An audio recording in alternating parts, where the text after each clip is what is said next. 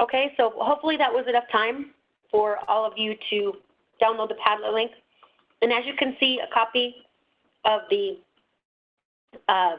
webinar PowerPoint has been uploaded to the Padlet. So if you weren't able to copy and paste it, you can download a copy of the PowerPoint from the Padlet site, and you can paste it in your browser at that time. So let's just get started with a couple of introductions.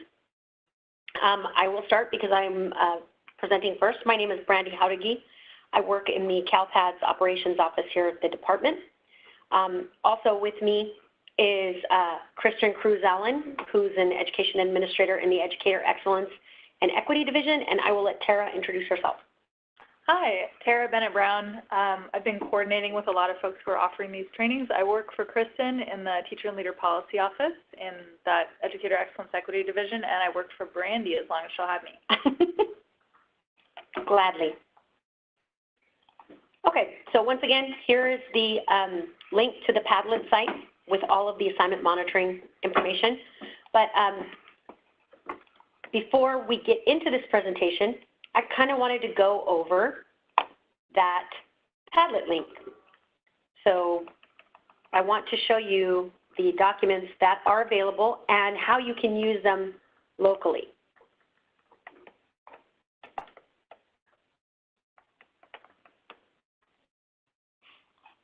Yay, okay. So this is the Padlet site. You can see the webinar mapping template. It has not yet been uploaded. I was having some issues uploading that particular document. This is the PowerPoint that we're going to be using today. It is slightly different from the PowerPoint that we give at the in-person trainings. Obviously, it's a little bit abbreviated, and some of the exercises are a little bit different. What's the saying? There isn't sound. No audio. Okay, yeah, we've been having these issues a lot.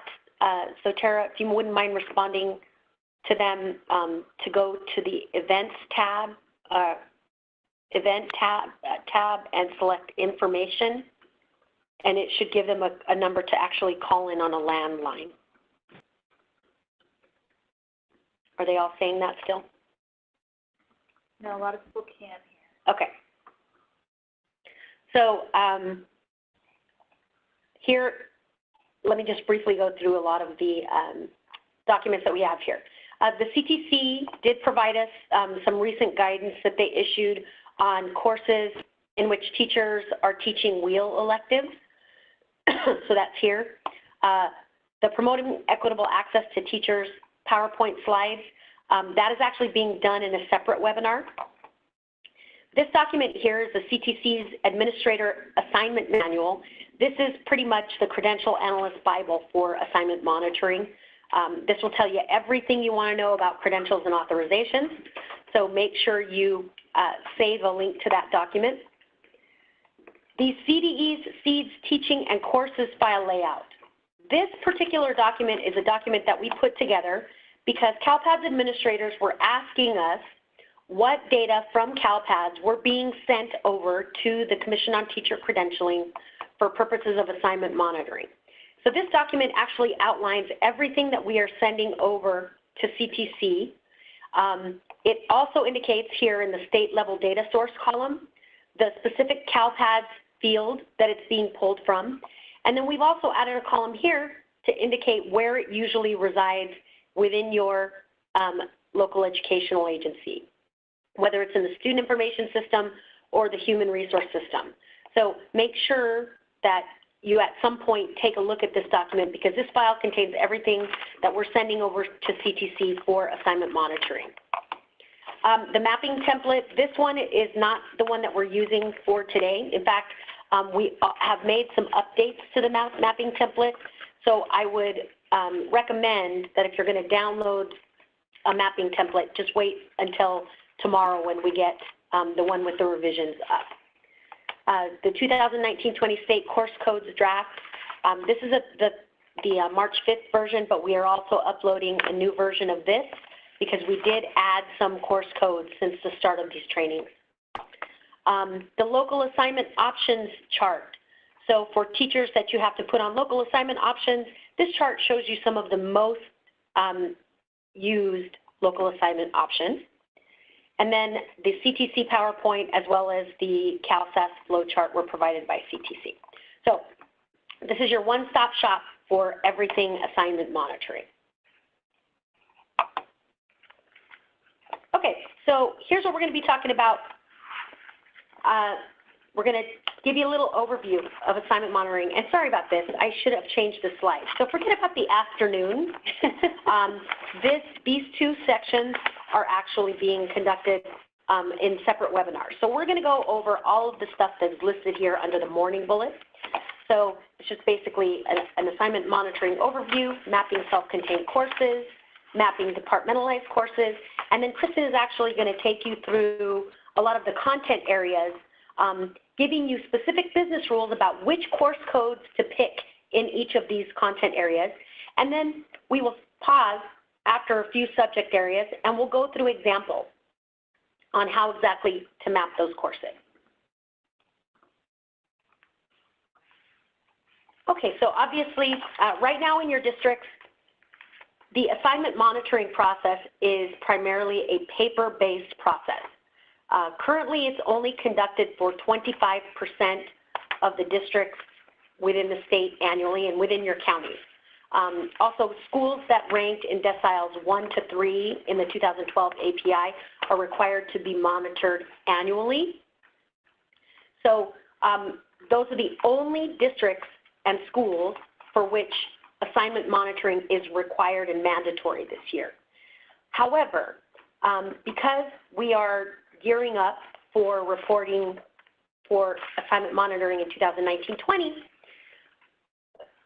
the CTC is going to be using your certified Fall 2 data to use as a part of a pilot project. So they're going to take a data file from 2018-19 Fall 2 certified data.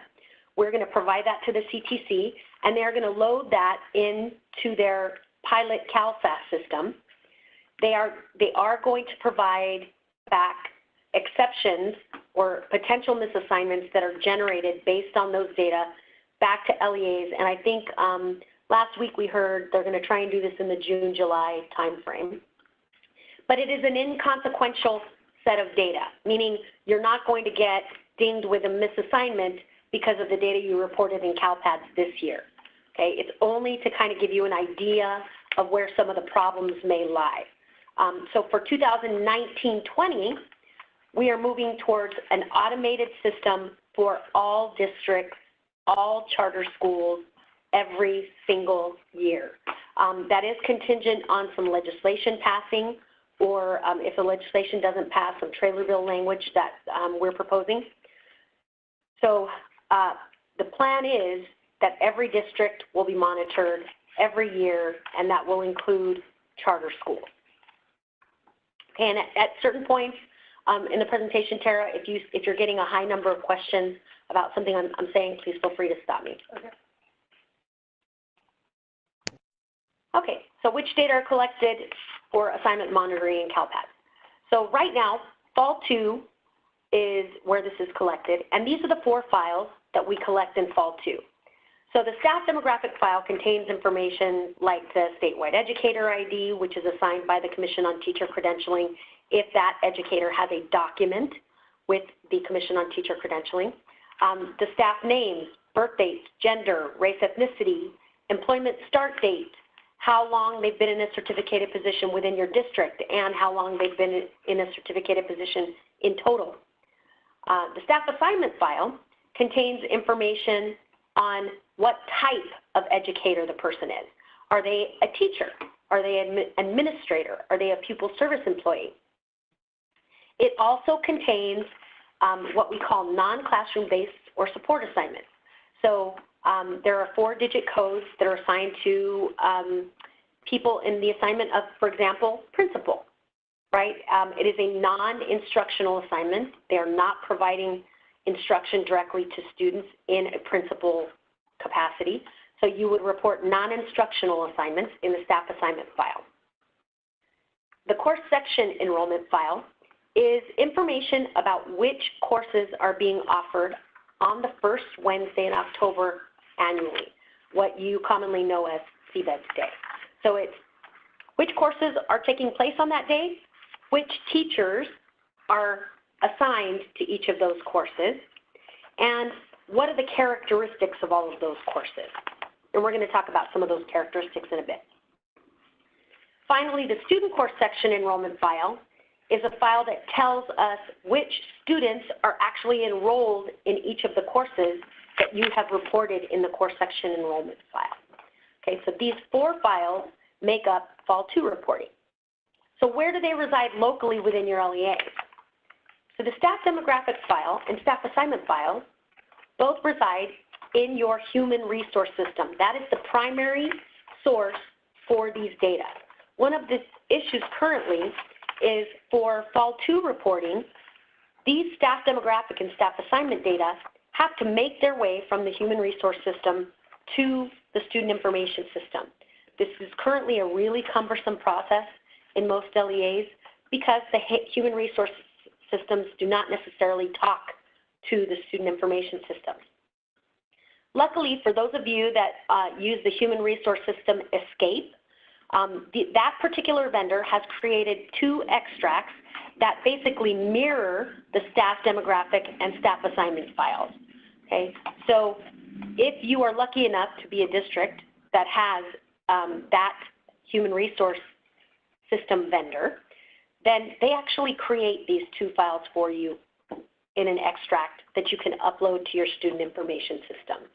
And in fact, I found out last week that Aries actually provides an upload utility for those 2 files from Escape. Those of you that do not currently have human resource system vendors that actually create these extracts for you, it would really behoove you to talk to your vendors about potentially creating these extracts, because you need to work with your CALPADS administrators to get it into the student information system. Okay. The next 2 files, course section enrollment and student course section enrollment, these are basically in your master schedule in your student information system. Okay. And CALPADS administrators and student information system administrators are very, very familiar with these files. But one of the resounding themes that you're going to hear throughout this presentation today is that this is a collaborative effort. The staff that manage the data from the human resource system need to work collaboratively with your CALPADS administrators to get those data into the student information system. And there are other individuals that have to help with the creation of courses, the population of the course characteristics and attributes in the student information system in order for assignment monitoring to work properly.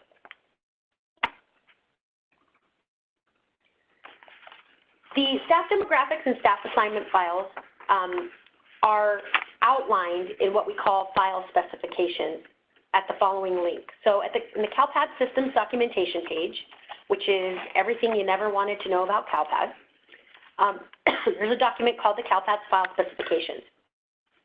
2 of those file specifications are the staff assignments and staff demographics files. Also, obviously, the course enrollment and student course enrollment file specifications are in there as well.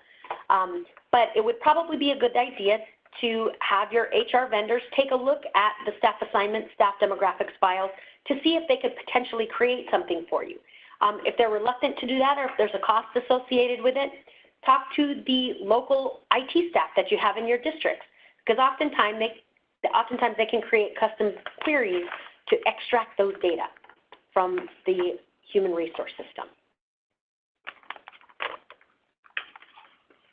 So the data that we're sending over for Fall 2 are collected, again, as part of the Fall 2 data submission. It represents what's happening in the classroom on the first Wednesday in October. Again, it's 1 day. The submission window opens on Census Day or Information Day or CBEDS Day, because they use those terms interchangeably. The submission window opens on that day, but you have all the way until the end of March annually to certify the data. So this year the deadline was March 22nd. Next year, likely it will be around the same time. So really, if you think about it, we're giving you almost an entire year to not only update your student information systems and get the data reported to CALPADS, but also to make sure it's correct and accurate before you certify it and we ultimately send it over to the CTC. Because again, we're talking end of March is when you actually have to get it right and submit it and certify it. We are working also on the non-classroom based or support assignments, or what you guys know as administrator and pupil service assignments. We've made modifications to that code set. We've cut it down by about 50%, but it is not currently represented in the Padlet. We're hoping to get it in there this week so that you guys can see some of those changes. The numbering for those administrator and pupil service assignment codes will not change for the ones that we're keeping, but we have added, I believe, 4 new codes. Even with the additions, the code set has been cut down by at least 50%. So this is a preview of the California State Assignment Accountability System. Okay, so this is the process. It's called CALPADS. And if you were in the room with me, I would be tossing my hair back and saying, the CALPADS system. But you can't see me, sorry. This is how it's going to work. So we take your Fall 2 data, we send it over after it's been certified, we send it over to CTC.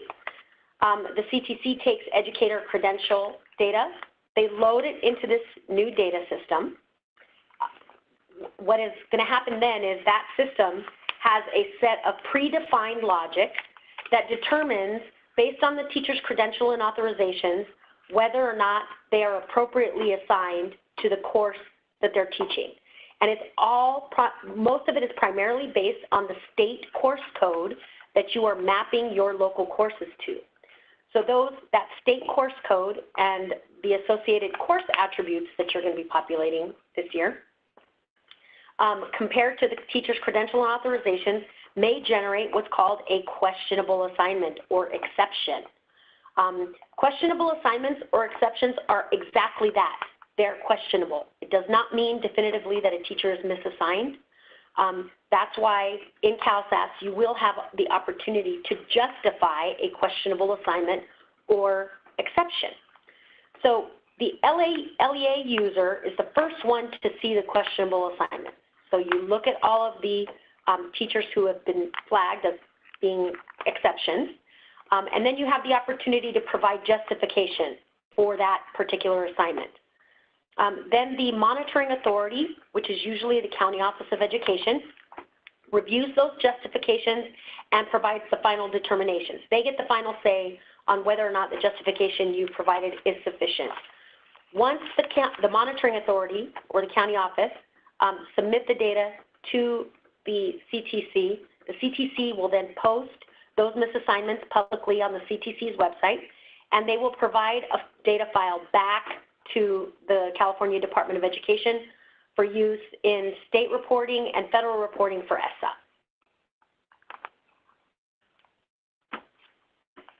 So here's the timeline. Again, end of March, you're certifying your Fall 2 data. And you know, just to kind of give you a sense, this is a really big change for credential staff because currently they have a huge window for when they start their assignment monitoring process. Now all of the data on which you're going to be monitoring is based on that one day. It's the first Wednesday in October. Okay, so it pretty much standardizes it for the entire state. You have to get those data certified by the end of March. Then around mid-April, we're going to send those data over to the Commission on Teacher Credentialing in that file that I showed you on the Padlet. In late April, LEAs should be able, and again, this is for next year, 2019-20. In late April, your LEAs should be able to see your exceptions or questionable assignments. You'll have between May and June, 60 days to justify those assignments.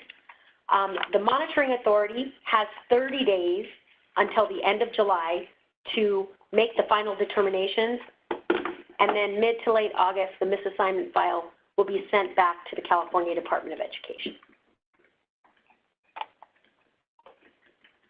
Oops. Okay, so there are lots of people involved in this process. Okay, human resource staff, what is your specific role? you have to assist your CALPADS administrators and your student information system administrators in providing correct staff demographic, job classification, and non-classroom-based assignments for staff so they can load it in to your student information system. The other thing is, if you have not looked at the staff reports that are being certified in CALPADS, you need to look at those. In fact, every single person that has a role in this process should pay attention to the reports, the staff reports that we provide to LEAs in CALPADS. So you can take a look at what's being reported. One of the specific reports that you should reference is report 4.3 in CALPADS. It's called Staff Teaching Assignment Detail. Report 4.3 will tell you all of the teachers that are teaching, the local course titles, the local course IDs, most importantly, the state course code that local course is mapped to, and all of the other associated course characteristics. So make sure you pay attention to those reports. If you have not been looking at those, you need to start looking at them. Get familiar with those reports. Credentialing staff.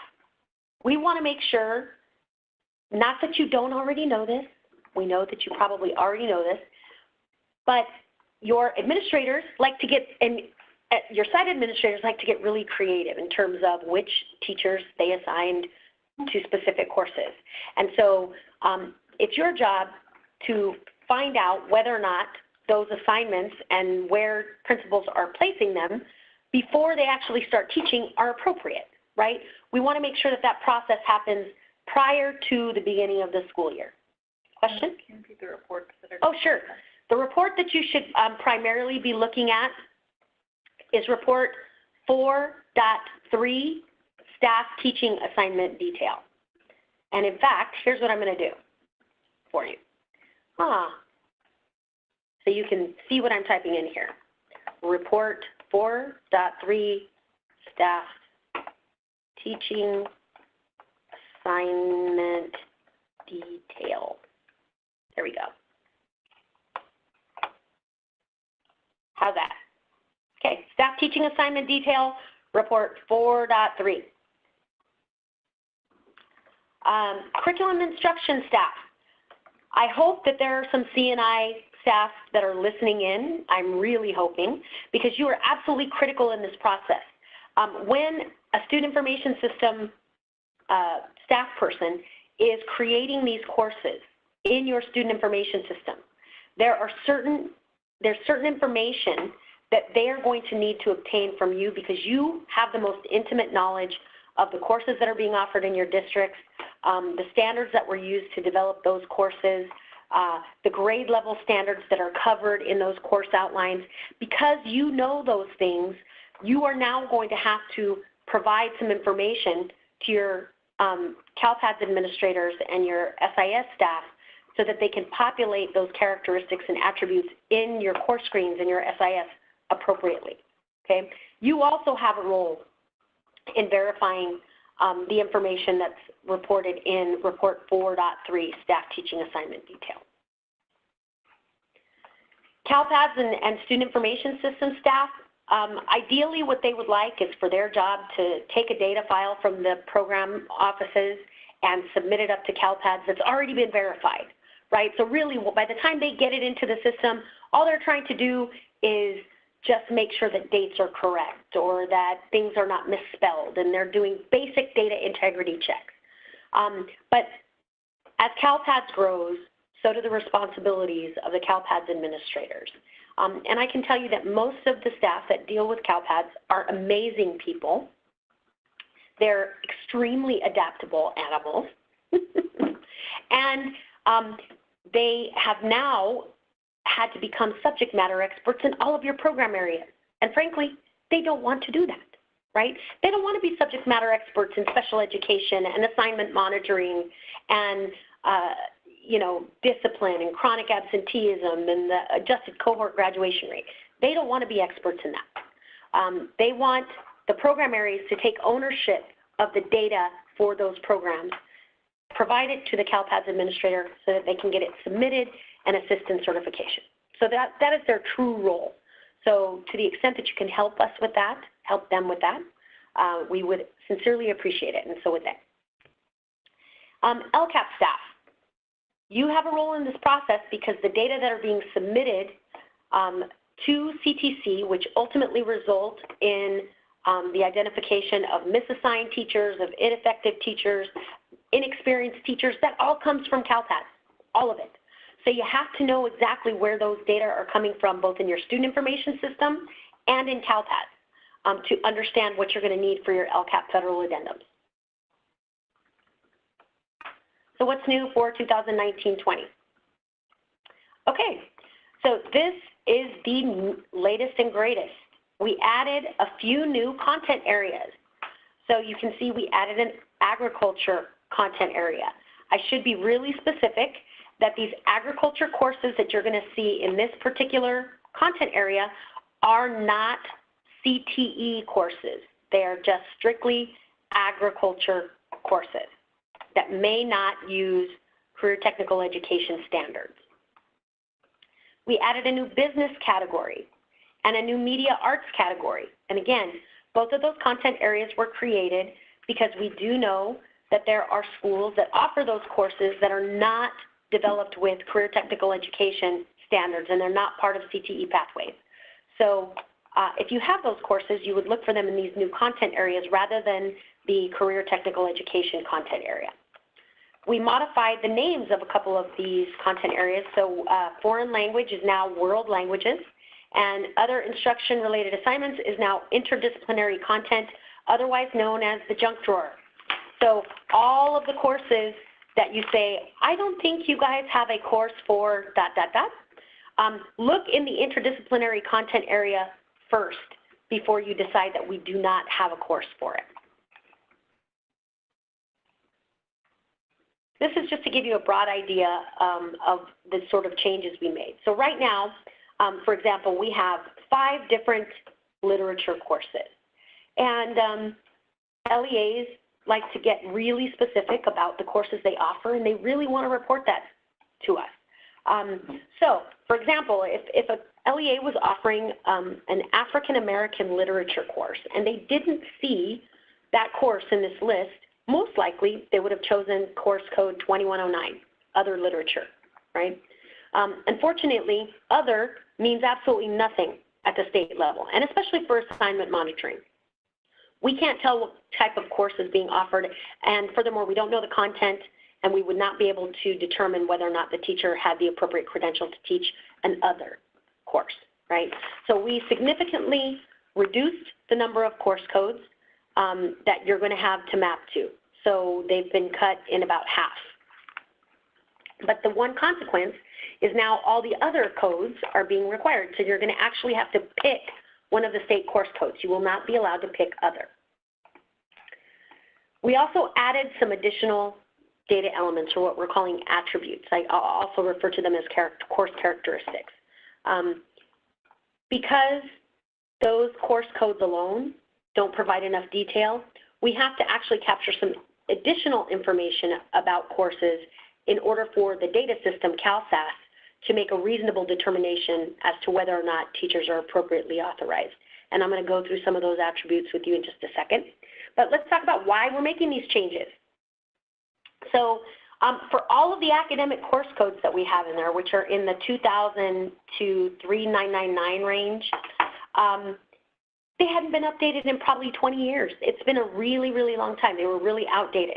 So to that end, those are all being retired. So course codes 2000 to 3999 will be officially retired as of June 30th, 2019.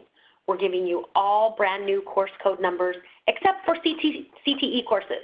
We're not touching the CTE courses, okay? I talked about the fact that the current state course codes lack enough detail in order for a data system to make a determination about whether or not a teacher is appropriately assigned.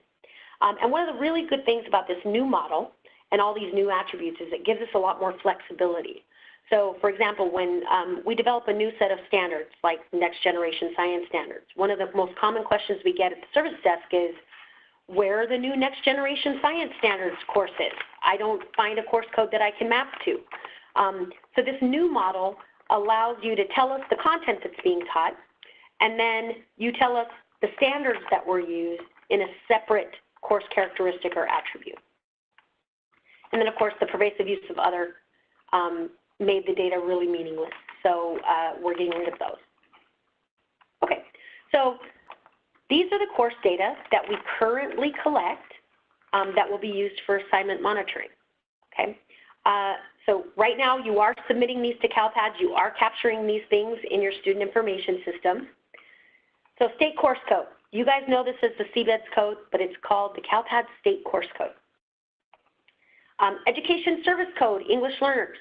So as you can see, these values and the names of these values are going to be changing next year. And so we've reflected them in this slide. So designated English language development, integrated English language development, and primary language instruction.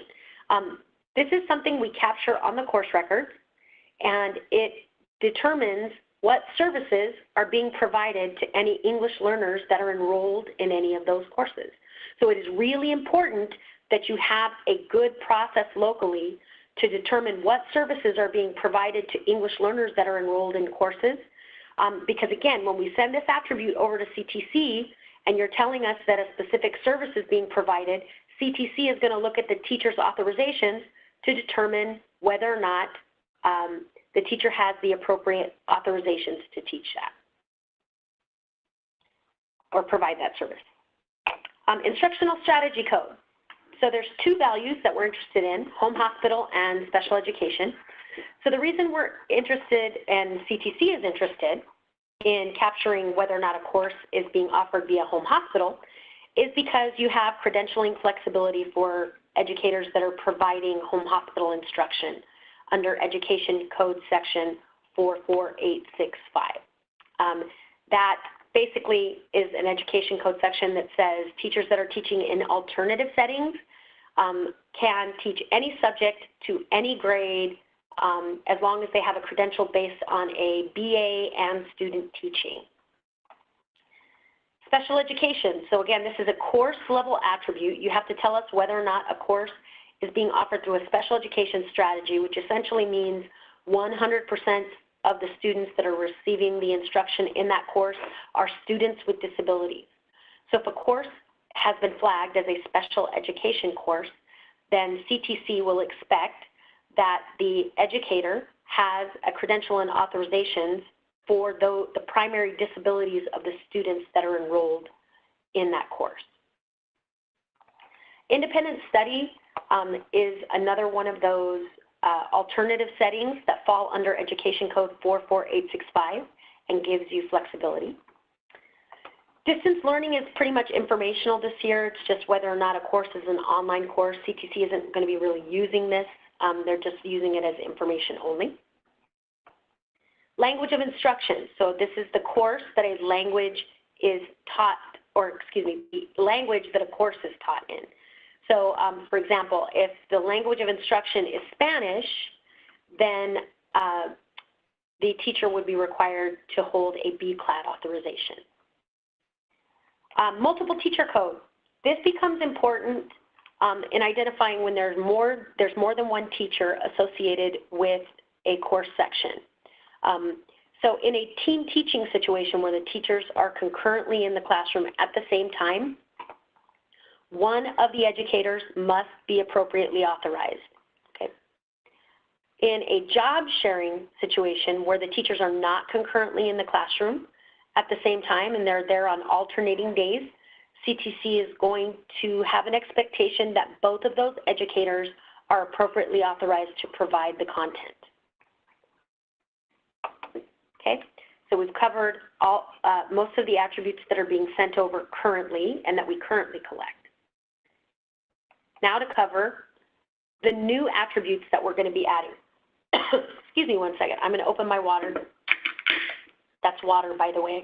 It's just fizzy water. While you do that, though, we actually had a question come in that I think you cover on a different slide, but I'll let Tara read it. Sure. So in alternative ed, someone mentioned that they enroll students in their course group, which is a lot of courses, 14 in their case, and they wonder if now with the changes they'll have to enroll students in only the particular courses that the students are actually taking. Yeah, so I am going to cover this when we get to how to report courses at the high school level, either in a departmentalized or self-contained fashion. So just hold tight. I'm going to cover that ad nauseum, unfortunately. I'm sorry. So hang on. I'll get there. Anything else? Any other questions that are kind of popping up? Was there anything about alternative schools that you can repeat right now, or should we wait? Okay, so the one thing that I do want to say, because this comes up at every one of our sessions, so if you're teaching in an alternative school, and so when I say alternative school, I mean juvenile court school, continuation school, opportunity school, community day, a home hospital school, necessary small schools, special education, self-contained special education settings, those are all considered alternative settings, okay? Therefore, because they're considered alternative settings, not necessarily, special education is a little bit different, so I kind of want to put that to the side. But all of those other alternative settings qualify for flexibility under Education Code 44865. And again, that means educators that are teaching that content can teach all subjects to any grade level as long as they have a credential based on a BA in student teaching. Okay, and I'll cover it a little bit more on how specifically to report those courses in just a bit. So one of the new data elements is the course content area subcategory. So I told you we drastically reduced the number of courses, and we did. However, in some instances, our subject matter experts here at the department were really scared about losing the level of detail that we currently collect in our course codes. So if you look in our course codes right now for dance, most of these subcategories that you're seeing in the code value examples column, they're actually represented as different course codes, right? So our subject matter experts did not want to lose that detail. So we created what's called a course content area subcategory.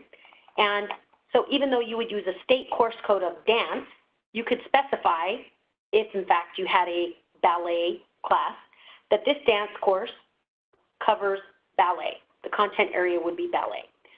There are only about 15 course codes in the entire code set that require the course content area subcategory. So you should be aware that you're not going to have to fill this in. It's not going to be a required field for every single course code. It's only for specific course codes. Dance is one of them. And then there's a couple instances in which CTC actually looks at the course content area subcategory to determine whether or not the teacher is appropriately authorized. So one example is humanities, okay? So for a humanities course, there are 3 credentials that can teach humanities. It's art, history, social science, and English. Okay, so it's important for CTC to know if your humanities course has an art emphasis, an English emphasis, or a history, social science emphasis. So the subcategories that will be required to be populated under the humanities course are art emphasis, English emphasis, or history, social science emphasis. You will have to choose one of those values. Okay. The next 2 data elements are really geared towards your curriculum and instruction staff. You're going to have to answer the following 2 questions. The first one is, in the courses that you offer, what is the departmentalized standards grade level range that is being taught? That standards grade level range is determined by the content standards that are being covered in the course. It is not determined by the grade levels of the students that are enrolled in that course, okay? So, for example, if you have a middle school student that is in 8th grade and they're taking an algebra course and you're reporting that algebra course, the standards grade level is actually secondary standards grades 9 through 12, even though the student taking it is in grade level 8. Also, for high school students that are enrolled in high school, but they're taking remedial content that covers grade level standards 5 through 8, those courses would be flagged with a departmentalized standards grade level range of grades 5 through 8.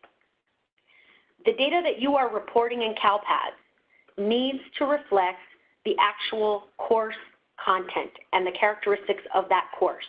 In this case, it's the grade level standards that are being taught in the course. The data that you report in CALPADS should never be based on what the teacher is authorized to provide. It's solely about the course content that students are receiving. Whether or not the educator is appropriately authorized is a separate issue. Okay, so CTC is definitely going to be using this, comparing it against the teacher's credential and authorizations to see whether or not they have the appropriate grade level authorization. The next data element for C&I staff is the content standards alignment code. Okay, so now rather than creating new course codes every time we get a new set of standards, we just want to tell you, or we want you to tell us whether or not your current course, so for example dance, if it's using the former visual and performing arts standards, or if you're using the current California arts standards. So if you're using the California arts standards, which is the most current version of the standard, you would choose value 1, current content standards. If you were using the VAPA standards, you would choose 2, prior content standards. We do also know that there are courses that do not have standards. There's no standards to map to, or you have courses that are just not standards aligned that you offer in your districts. If your course fits into that category, obviously you would select value number 3 here. Okay, the course section instructional level code is actually something we currently collect. You'll see here it's an existing data element, but we've added these values in red, okay? I told you that a lot of you were using other to map your local courses to. And the reason you were using other is for a lot of these adjectives that are in this red box. So your courses said, you know, accelerated algebra. And because you didn't find an accelerated algebra in our existing state course codes, you were mapping your algebra course to other math. So most of these adjectives that we've added here in the course section instructional level code are here to make you feel good about what your course is and describing your course to the CDE. So it's really to help you feel like you don't have to use an other, right? But the ones I want you to pay close attention to are the last 3. So code 22, bridge. The way you use this course, a lot of you were mapping your bridge to Algebra 2, bridge to trigonometry. You were mapping those to other math because you couldn't find an equivalent state course code. So now if you have one of those bridge courses, what we want you to do is we want you to select the course code that you are bridging to. So let's use the example of Algebra 2. So you select the Algebra 2 course, and then you would select in the course section instructional level code field, bridge. So we know that it is a bridge to Algebra 2. Now the last 2 values are important for your college credit courses that you are reporting to CALPADS for purposes of the Career and College Readiness Indicator. So 23 is an indication that that college course that the student is taking will earn them college credit only. And the last one is an indication that the student is receiving both high school and college credit for these courses. So the reason it's important is that CTC cares most about the dual credit college courses. So the courses that kids are taking for both high school and college credit. We are in conversations with CTC about this because right now their expectation is that these individuals that are teaching these courses have the appropriate California credential. But again, we don't want you to get freaked out because we are still in conversations with CTC about these courses. We do want you to report them for purposes of the Career and College Readiness Indicator. And it's been basically set in statute that districts should form these partnerships, these dual enrollment agreements with community colleges and other post-secondary institutions. So, but for now, we want you to tell us whether it's a college credit only course or a dual credit course, which is both high school and college credit. Questions? Randy, we have a throwback question to Throwback. To the elementary. A question about combined elementary class. You know, like a 4th, 5th class. Okay. Which grade level standards would you choose? Okay, so remember, if it's got the standards that we've got, here, let me move back here. That's a good question. Yeah, it is a goes good across question. both spans. Okay, so you're saying, which should you pick? Should you pick elementary grade level standards or middle grade? Nobody's asked that before. If you have a combined, you know what? They have actually asked this before. Oh. Okay, so here's my suggestion. I don't know that it will work. So typically what you're used to doing is setting up a 1,000 self-contained record for elementary grades. But let's just say it's a K-6, right, and you've got combined classes for K-6. You could actually send up 2 sections, one for the elementary K-4, and it would be self-contained, and the other would be for middle grades 5 through 8. But remember that the students that are receiving the 5 through 8 content would be attached to that course section, and the students that are receiving the elementary K-4 content would be attached to the other course section. So there is a way to do it. It's a little, it's obviously a little more work because you have to submit up multiple course sections, but that is what I would recommend in that scenario.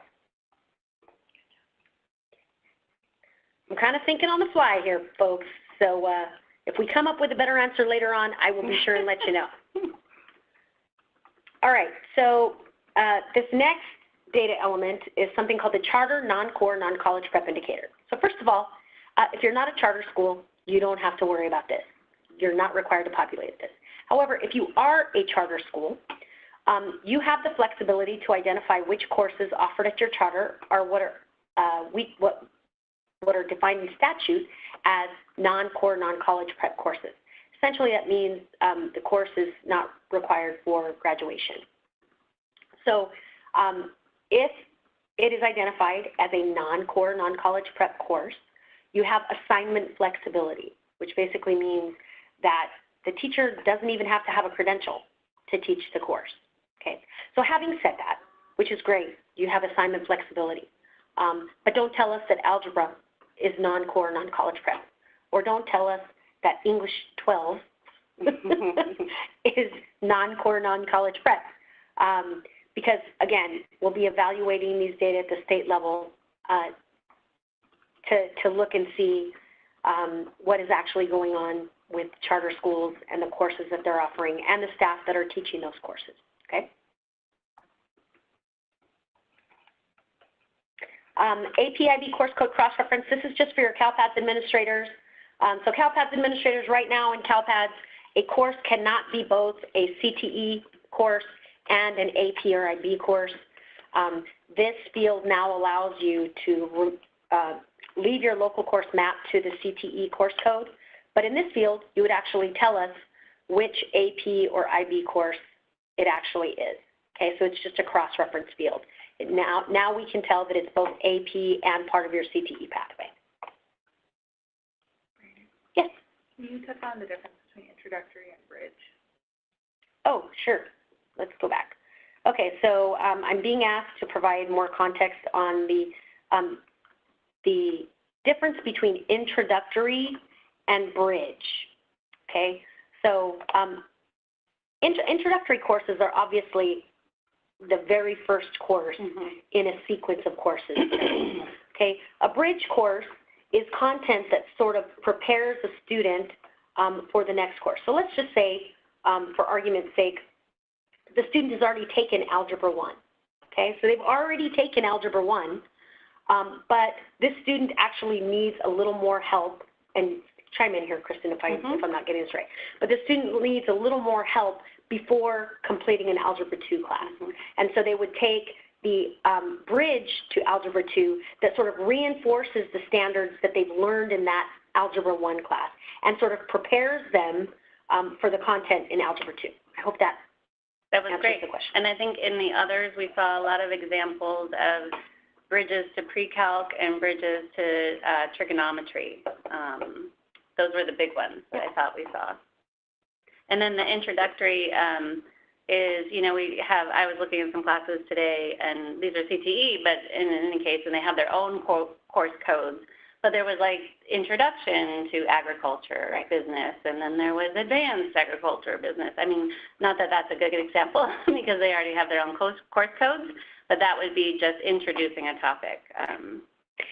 And the other question we typically get about these attributes are, what if my course is more than one of these things? Oh, yeah. Okay, so if your course is more than one of these things, I can tell you values 17 through 21 are not necessarily used for very much. Okay, the bottom three, well, and even bridge, I think is just sort of informational.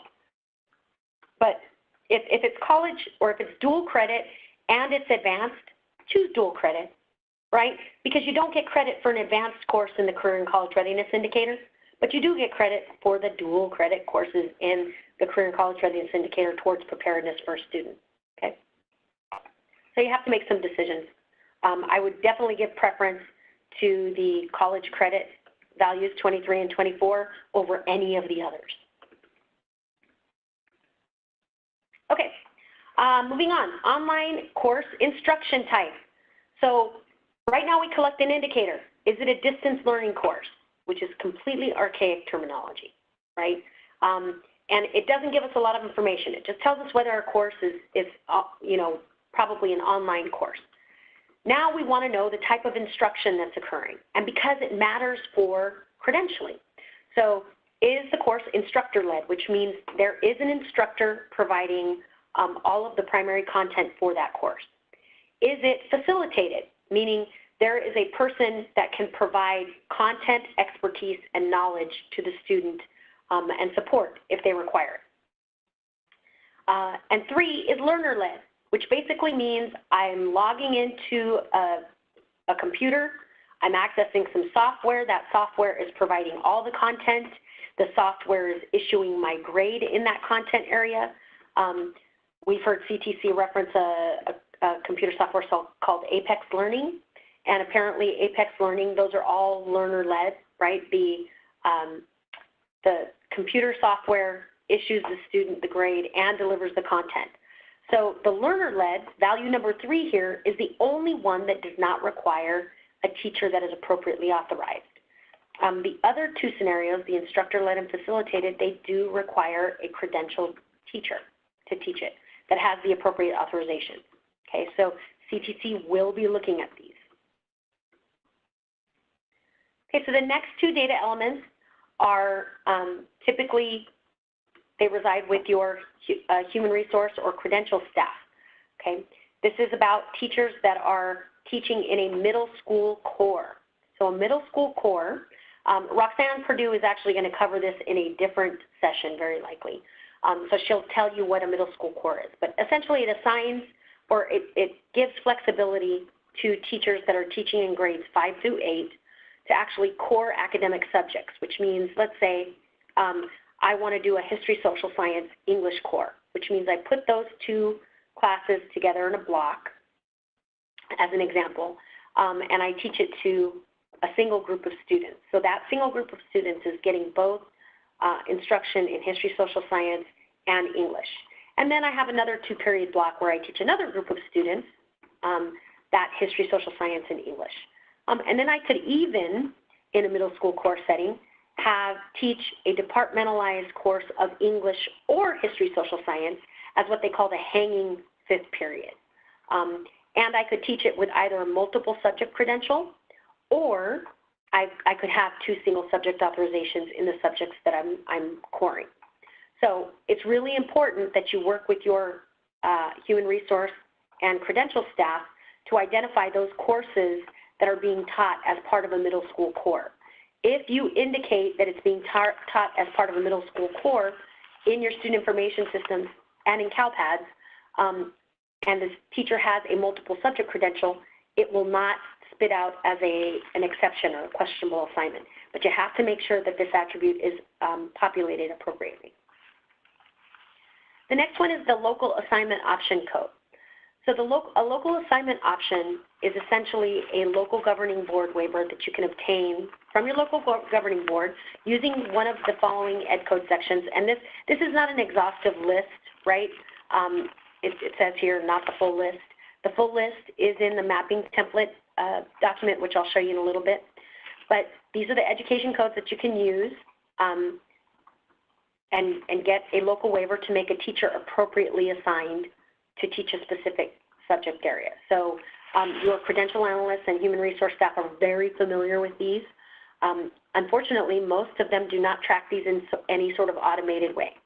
So now we'd like you to start capturing this information in the student information system. So it's really important that you work with those staff to get those data into the SIS to send up to CALPADS so that those teachers are not identified as questionable assignments.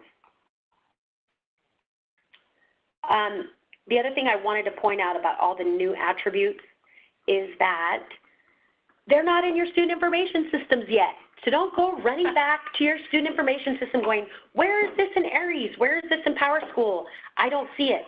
Most these student information system vendors have been given the new codes and the new attributes, but they very likely won't be in your student information systems until summertime. Okay? Right now, you guys are going through end-of-year reporting for course completion in CALPADS, and so you're still using the same code set. You're still using the existing attributes, okay? So don't expect to see these right away. You will not be able to do a lot of this coding in your SIS until summertime, which is why we're providing you the mapping template. The mapping template is a tool that you can use in collaborative team meetings to try and figure out all of the values that are going to need to be populated in your SIS when they become available in the summertime. Okay, so just a quick note about career technical education courses. We're not changing these. We're leaving them the same. However, we talked about all of these new course attributes. You're still going to have to populate these course attributes. Also, one of the things that you don't see on the Padlet right now, but Kristen is working on vigorously, is a course mapping. So it's the old course codes and what we suggest for the new course code that you can use. But just remember that it's now not only the new course code, but potentially some of the other attributes that you'll have to populate that represent those old retired course codes. So that will be coming this week, hopefully. We'll get that up on the Padlet.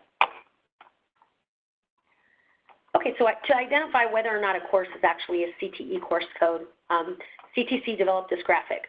But bottom line, folks, is you know, you've had a lot of flexibility in CALPADS in using career technical education course codes. And you could use those course codes for courses like business courses that there wasn't any other state course code to use except the CTE course code. As I said, we've created new content areas that cover those areas in which there's a lot of overlap between the CTE course codes and the academic content standards. But really, you should only be using the CTE course codes, which are the 7,000 through 8,999 range, if in fact the course was developed with career technical education standards. That's what matters. What standards were used, what was the predominant standards that were used in the development of a course. If it's 50% or more, then choose the CTE course code. But if you do that, CTC is going to have an expectation that they have a CTE designated subject credential or one of certain single subject credentials. For example, industrial education, home economics, agriculture, right? You can have either of those or a CTE designated subject credential. But if it was developed with academic standards, do not choose a CTE course code. Okay, so let's talk about self-contained courses and what those are. So a self-contained course is obviously authorized by a multiple subject credential. So it's found in elementary schools, but it's also found in the middle and high school levels. It means one teacher, and sometimes more than one teacher, teaching multiple areas of content to one group of students all day long. That is a self-contained classroom, right? So multiple areas of content being delivered by one, maybe two educators to the same group of students all day long. So the way you're reporting self-contained courses in CALPADS right now is course code 1000, right? It's 1000, self-contained. And in a classroom-based setting, it's pretty self-explanatory, right? This one teacher's teaching multiple areas of content to this group of students in Ms. Smith's third grade class. So I'm going to submit up a record to CALPADS, and it's one record that says self-contained 1000.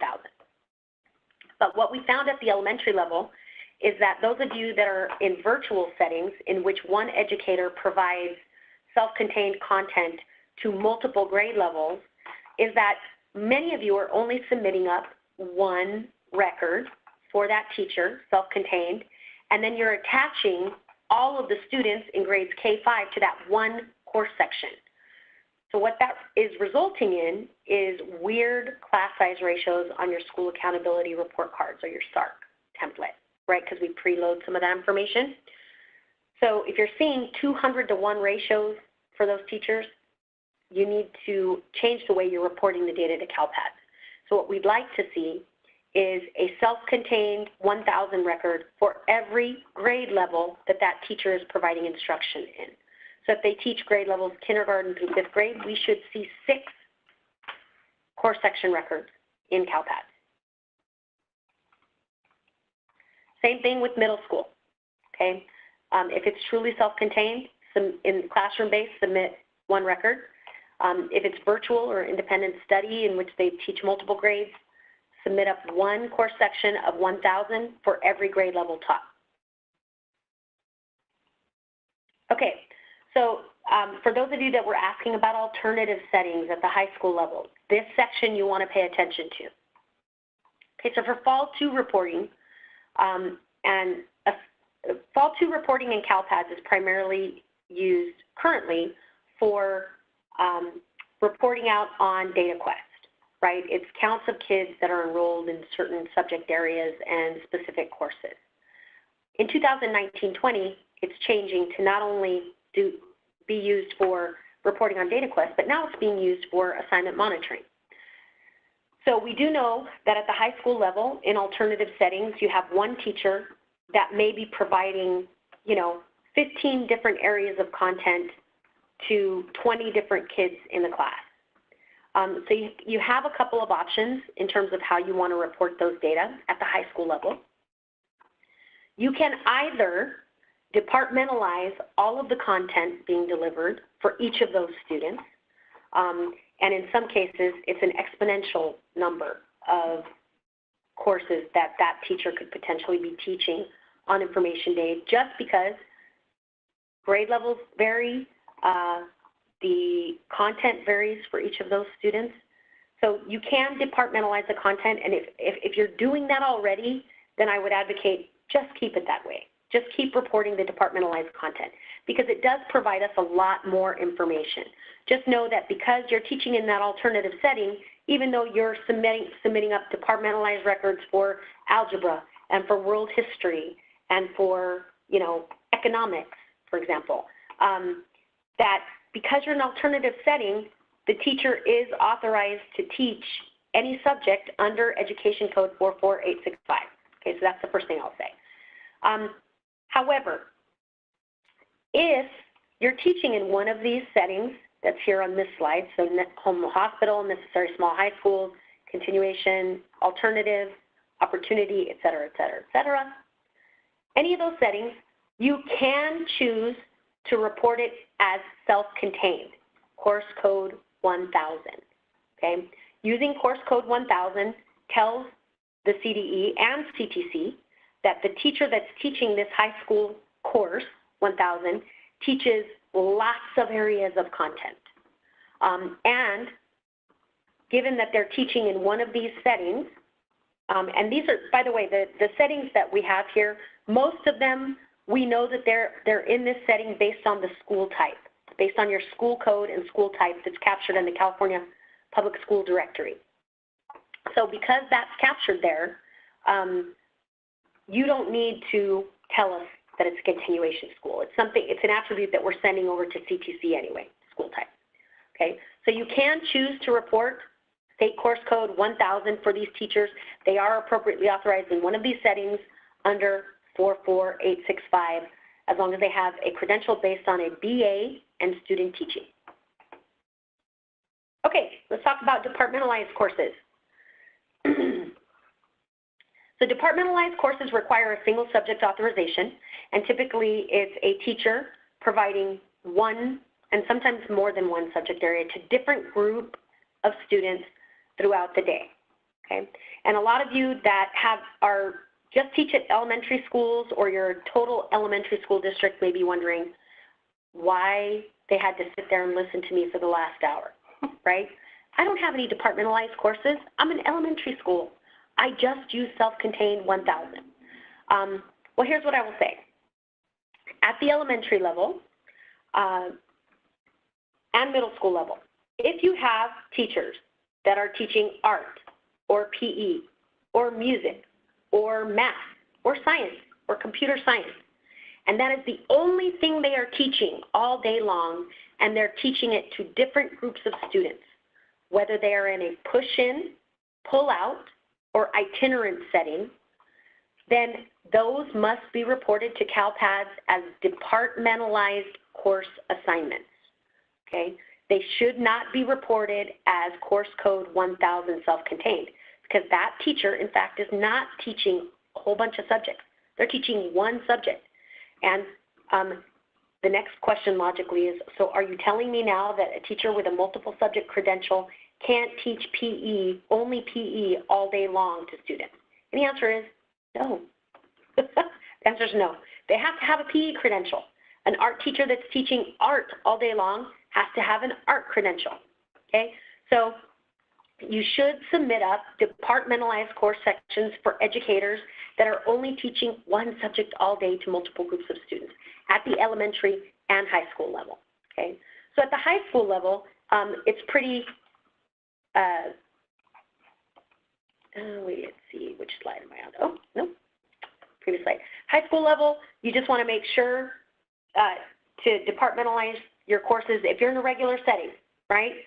If they're taking Algebra 1, map to the algebra course, okay? So the only time we should see high school courses mapped to self-contained is when they're in those alternative settings, including special education, okay?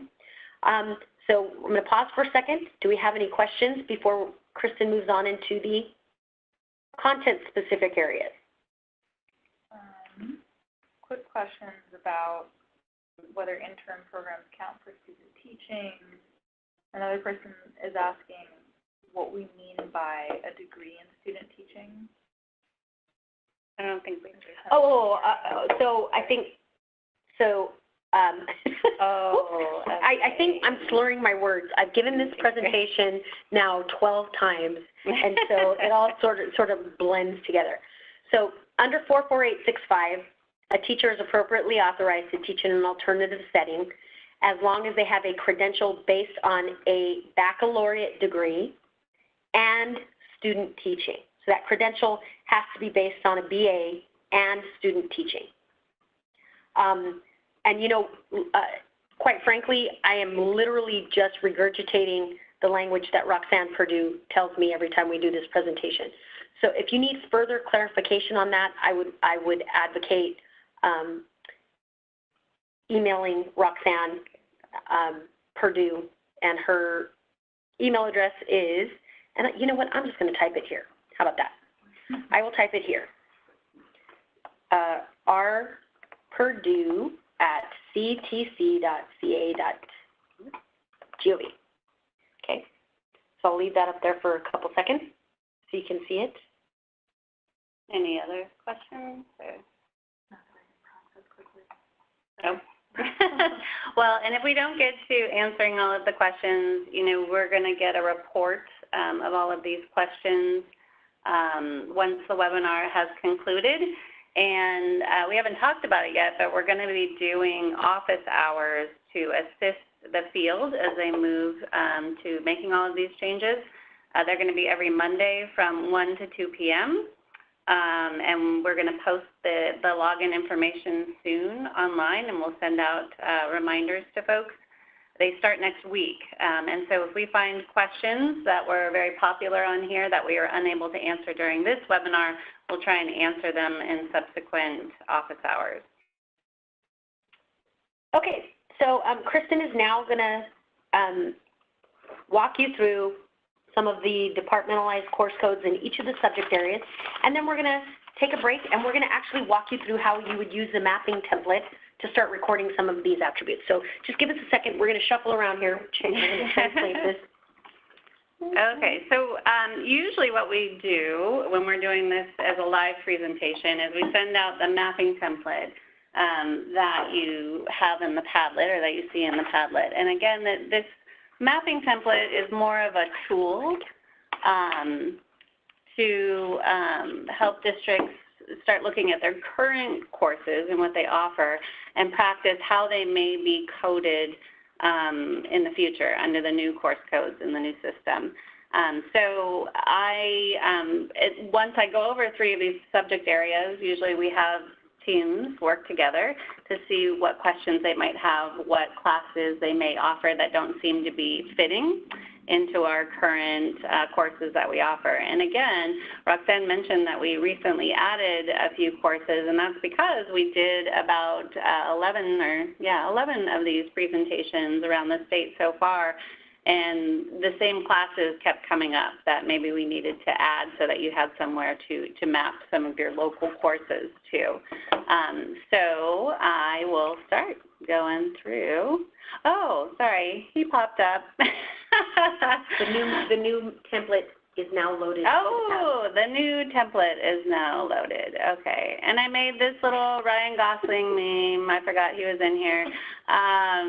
He says, I like the way you use those attributes in CALPADS. It has a much better effect when we're live. It does. So to remind you that CTC and CDE are going to be here to support you during this process through our office hours, through these webinars, through additional presentations that we're giving. I think we're up to like 29 of these that we're giving throughout California. So if you haven't caught one yet live and you really want to, there's probably some of those still open and available in your area. And we can show you the link. About whether or not, are we in Kern County? I thought we have one in Kern County. We do May 23rd. So so May 23rd in Kern County, for those of you that were asking earlier today.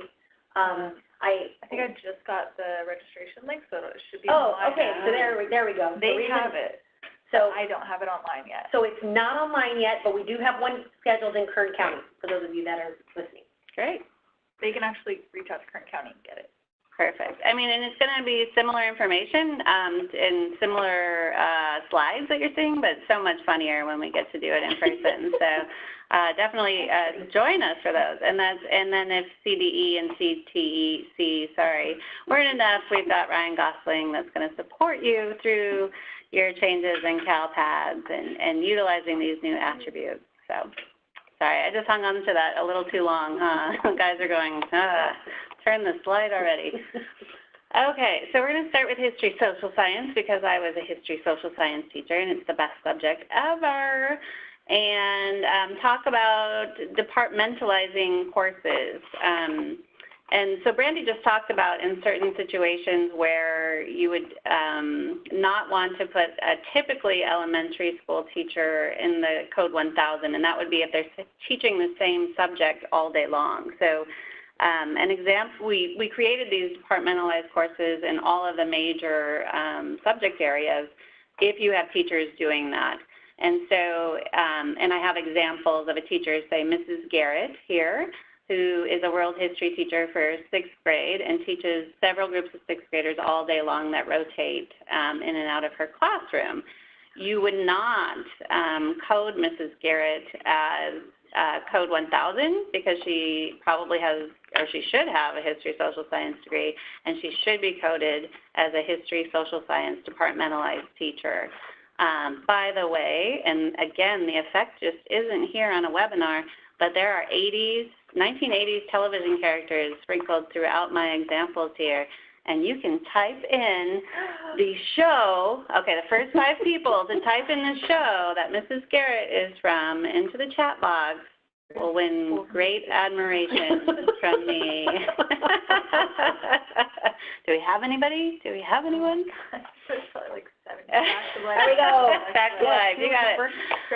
First one. 50 people saying. 50 people said fact select? One said different strokes. Oh, Yeah, yes, but different strokes, because that's the person that gets the bonus points, because Mrs. Garrett was actually the housekeeper on different strokes before she got her own show and went big time. So I'm big shout out to whoever said See, these questions are just being planted to see if you guys are listening. That's right. Really, it's because this can get a little dry, we've heard. I've been told once that CDE presentations were like watching paint dry. So I had to do a little something to make them a little bit more entertaining. So that's what I did, a 1980s television trivia. And Ryan Gosling. And Ryan Gosling, yes. Okay, so moving on.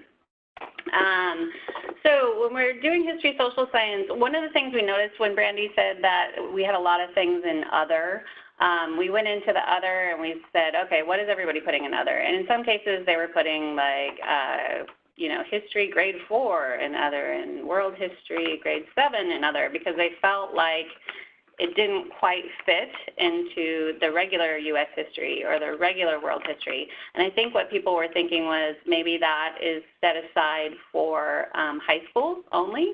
And so that's where the attributes are going to come into play. So U.S. history is offered in both grades 8 and 11. And in this case, if you're going to code to U.S. history, for grade 8, you would choose the United States History Code. And I'll show you how to do this on the template in a few minutes. And then you would choose the attribute for grades 5 through 8. And if you're doing U.S. History 11, you're at high school, you would choose U.S. History, and then you would choose the attribute grades 9 through 12. Okay, the same thing holds for world history. Now, I do understand that, remember, we've got California history in grade 4, and we have U.S. history in grade 5. Again, you could use the departmentalized one for that. So the departmentalized is for grades K through 6, and really for the secondary and the middle school, you're utilizing U.S. history and world history here. Another thing that we found inside of the electives was lots and lots of really cool, we found in the others, was lots and lots of really cool electives that people were offering in history. So these would be things that are beyond regular U.S. history or beyond regular world history. It would be for history nerds like me that professed their love for history as early as 7th grade, and it was our favorite subject, and we wanted to take more and more history. So we saw things in there like history of the Civil War, and we saw, history just of the Renaissance. So what we did is we created a course called History Social Science Elective, which we would want you to put those in. And we don't want this to become another other. So if you look at the course description for History Social Science Elective, it's very clear that this is beyond the regular courses that students would take, U.S. history, world history, econ, government, that sort of thing, geography. These are just clearly elective courses. For example, we've got Mr. Seaver here teaching the history of baseball to high school students as an elective. And Mr. Seaver is from what 1980s television show? Tara's getting really frustrated because I'm going to fill up the chat report. Mr. Seaver. And then our boss is going to see it and go, what were you doing on this webinar?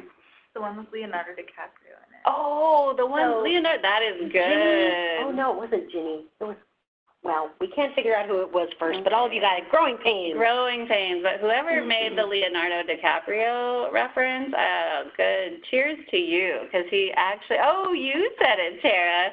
That was awesome. Not many people know that Leonardo DiCaprio was once on Growing Pains. All right, moving on. Brandy also said for each of our subject areas, we have something called College Credit Course, History, Social Science. We have it for English. We have it for Science.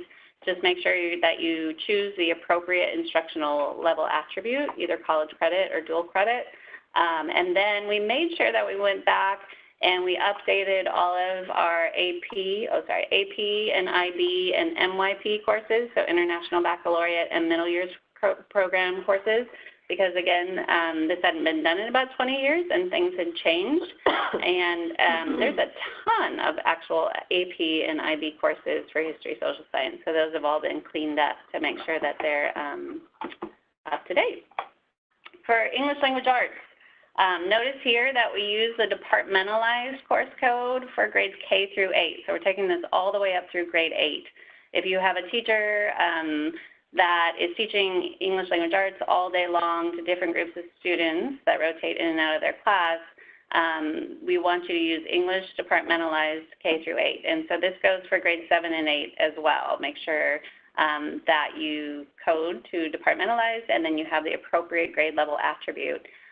So for example, Mr. Papadopoulos at this elementary school teaches English language arts all day long to different groups of students. And this is a really hard 80s trivia, and I'll be so impressed if people caught it.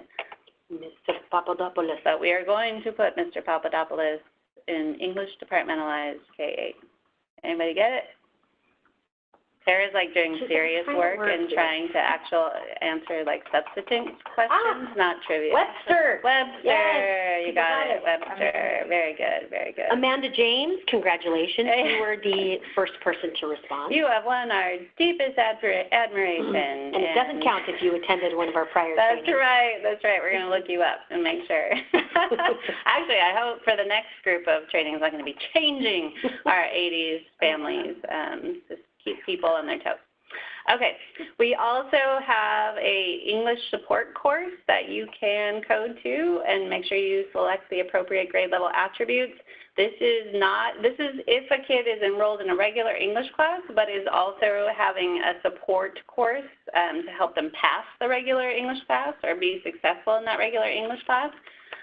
This is not English language development. We have an entirely different course code for English language development. This would really be an English-only student that's struggling and getting that extra support throughout the day. And then just note that the high school courses, we are offering just English 9, 10, 11, 12. We actually had those courses before, but I think what was splitting the student count amongst them is we also had all of those different literature courses. We had like world literature and U.S. literature and all the different literature courses, and I think people didn't know, do I put high school into one of those, whatever we're covering at that grade level, or do I put it in English 9, 10, 11, 12? So here's your answer. Put it in English 9, 10, 11, 12, and all of those other literature courses are now electives, as Brandy said.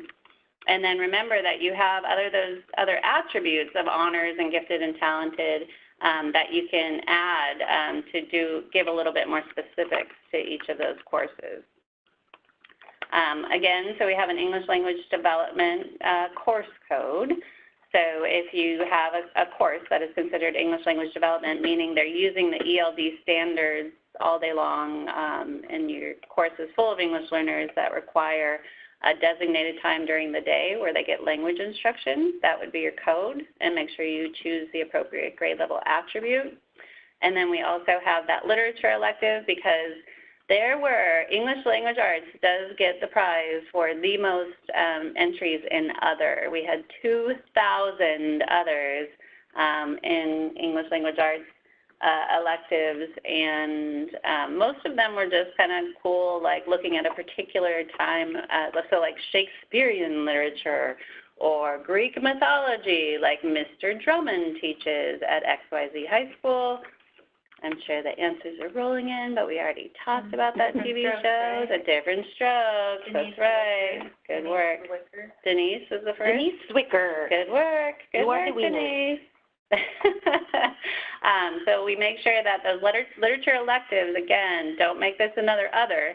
This is anything beyond English 9, 10, 11, 12, or maybe even English at middle school levels if you're offering a special class that covers a literature of a certain time period. World languages. Our world language subject matter experts were pretty brilliant. And they came up with an idea that they only needed 4 course codes. And we said, what? Because our goal in all of this was to simplify the number of course codes we had and then use the attributes to really narrow down and give us more information about the course. And they said, yeah, we only need world language 1, 2, 3, 4.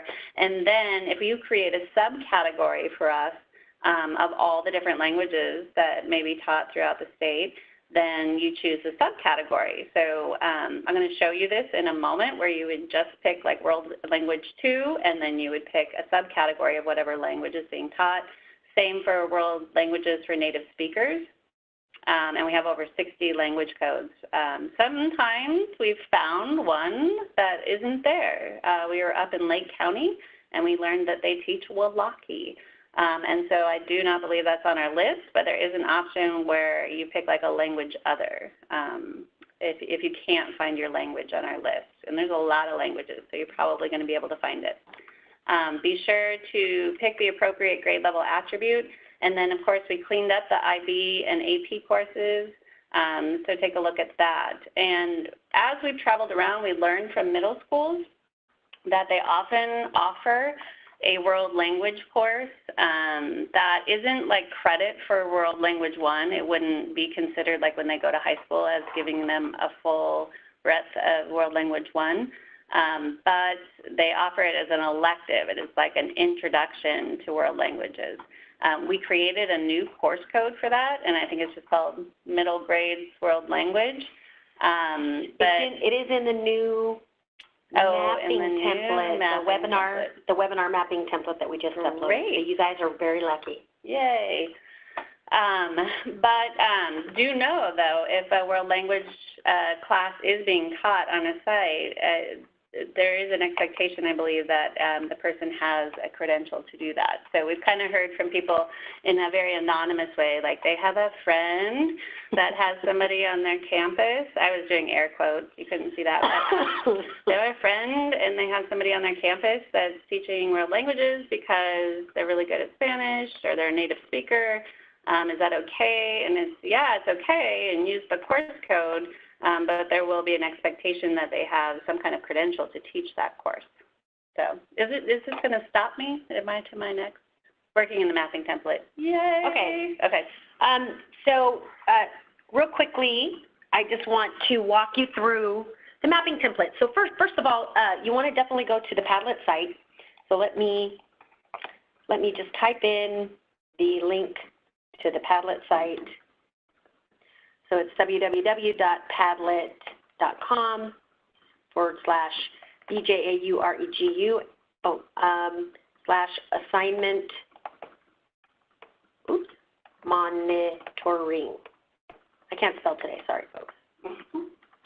Okay, so if you go to that link, it will take you to our Padlet site. And as you can see, the webinar mapping template document is now up there. So we want to open this up. And actually, I think I've already got a copy of it here on my desktop. Okay, so I want to call your attention to a couple things. So first of all, there may be some of you that are online right now that have come to a previous session or just kind of chiming in to get a refresher course. So the first thing I want to show you is this revisions tab. This is brand new to the mapping template. So you can see all of the changes that we've made since the very first session. Okay, as you can see, we've added lots of new codes, and we've deleted a few things. We've modified some definitions, etc. Okay, so take a look at this revisions tab if you've already got the original mapping template. The instructions. So when you were doing this in the in-person sessions, we actually ask that you pre-populate the template. So these are just the instructions for how to do that.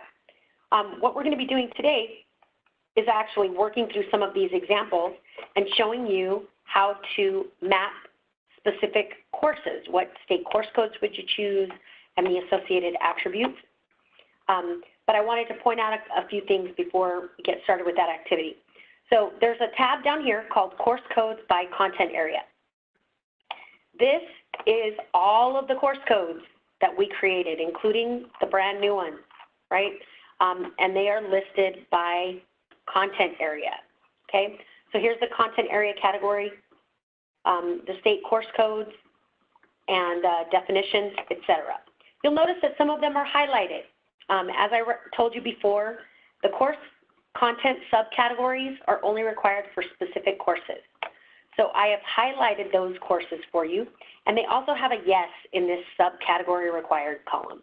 Okay, so for these purposes, you know, we went over history, social science, English, and world language.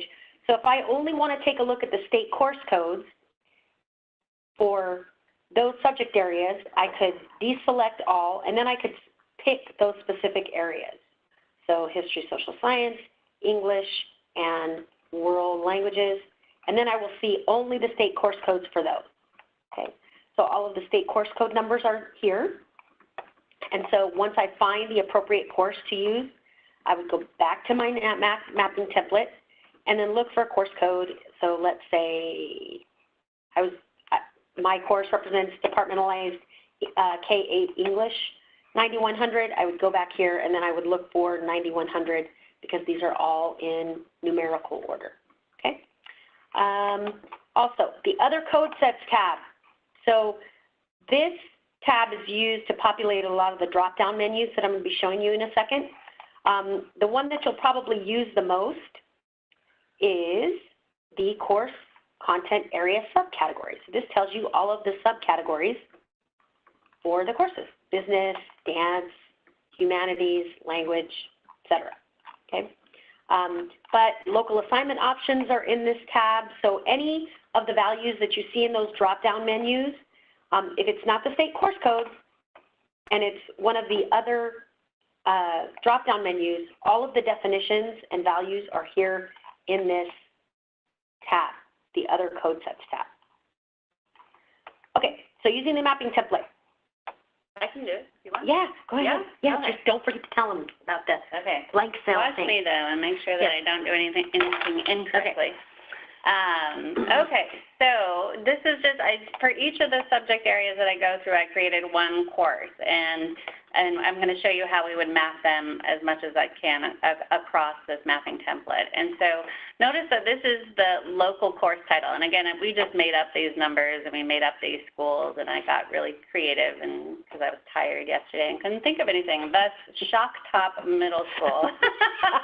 Gee, wonder where that came from. I have no idea.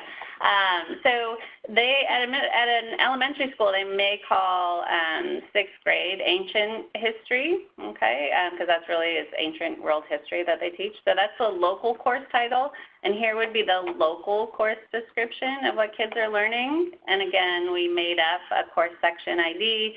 We made up a very creative teacher name, Mrs. X, and a very creative 1, 2, 3, 4, 5, 6, 7, 8, 0 state educator ID code.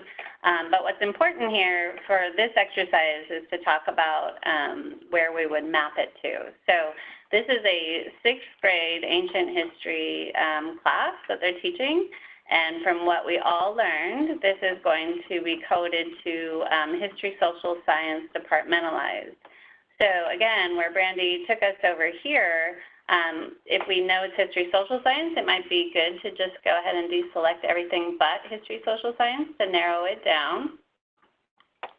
And I find history, social science departmentalized, which is 9170.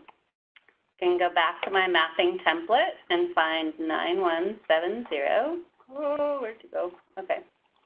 And we scroll. This is what it looks like when I scroll for my birth year on most things online. 70, what? So 9170 is history, social science departmentalized. For this particular course, we do not need a subcategory or a content area subcategory code, but there will be ones that we go over that will utilize this. For departmentalized course grade level standards, this is a sixth grade course, so we're actually going to pick middle grades, which covers grades 5 through 8. And Brandy, I think, told us earlier that we choose the grade level of the standards here, not necessarily, it's not always the same grade level as the students. Most of the time it is, and in this case it is. Content standards alignment code.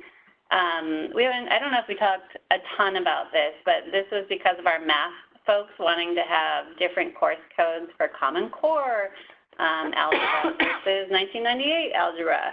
So we appeased them to slim down the list of course codes by giving an attribute that would tell you whether this is the current content standards, prior content standards, or not content standards aligned.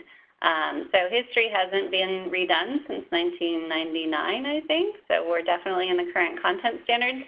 But I don't want you to be afraid to choose not aligned or not applicable, because there are core-ish area classes that don't have content standards. An example would be world history. This next one, if I'm not dealing with, if I'm not a charter, I don't have to worry about this, but if I am a charter, I would mark it yes, right, because it's a history course and we consider that core, right? It's not an AP or an IB, it's not a CTE class, so again, we wouldn't need to fill out anything here because this is that section where we cross-reference if it's a CTE course. Right. It is not an online course, so there's nothing we need to do here. Middle school course setting indicator, it's possible if you're coring that you would have to utilize this one. Local assignment option, it's possible that you would utilize this one if your teacher is teaching this on a local assignment option. I'm leaving it blank. The UC-CSU indicator is only it's for only for high school, grades 9 through 12, so it's not required. And then we get to, wow, this is touchy. It's very touchy here. Okay. Course section, instructional level. Again, our options here are remedial, gifted, and talented, honors. But this is not a required field.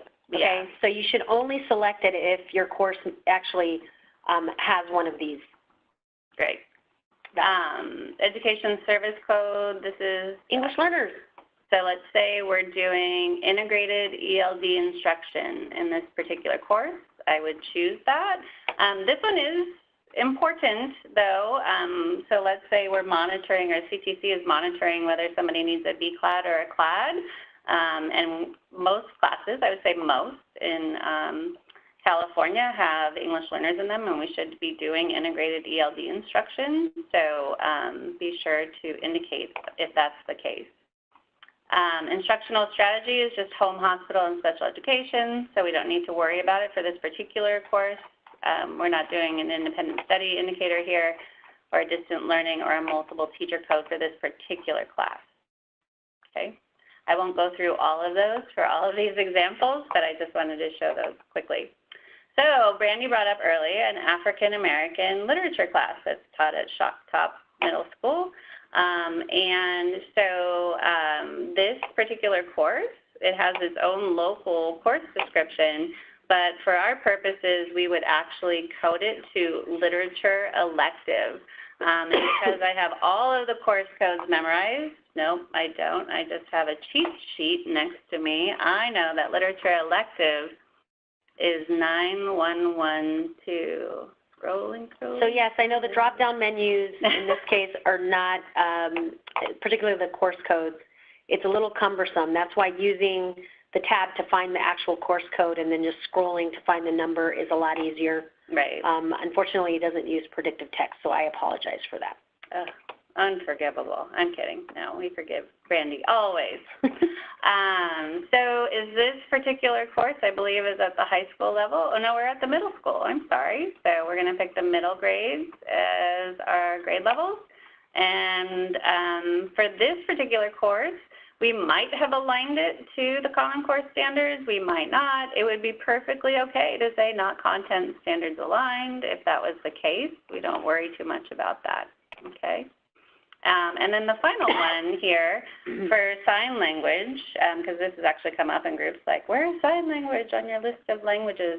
For this course, it's Sign Language 1 at Walker High School. And so, again, I've memorized all of these, so I know that World Language 1 is 9130. I'm getting a little faster at this, but I'm going to take you to the subcategories so that you can practice that. Okay, I'm really not faster at this. Okay, 9130.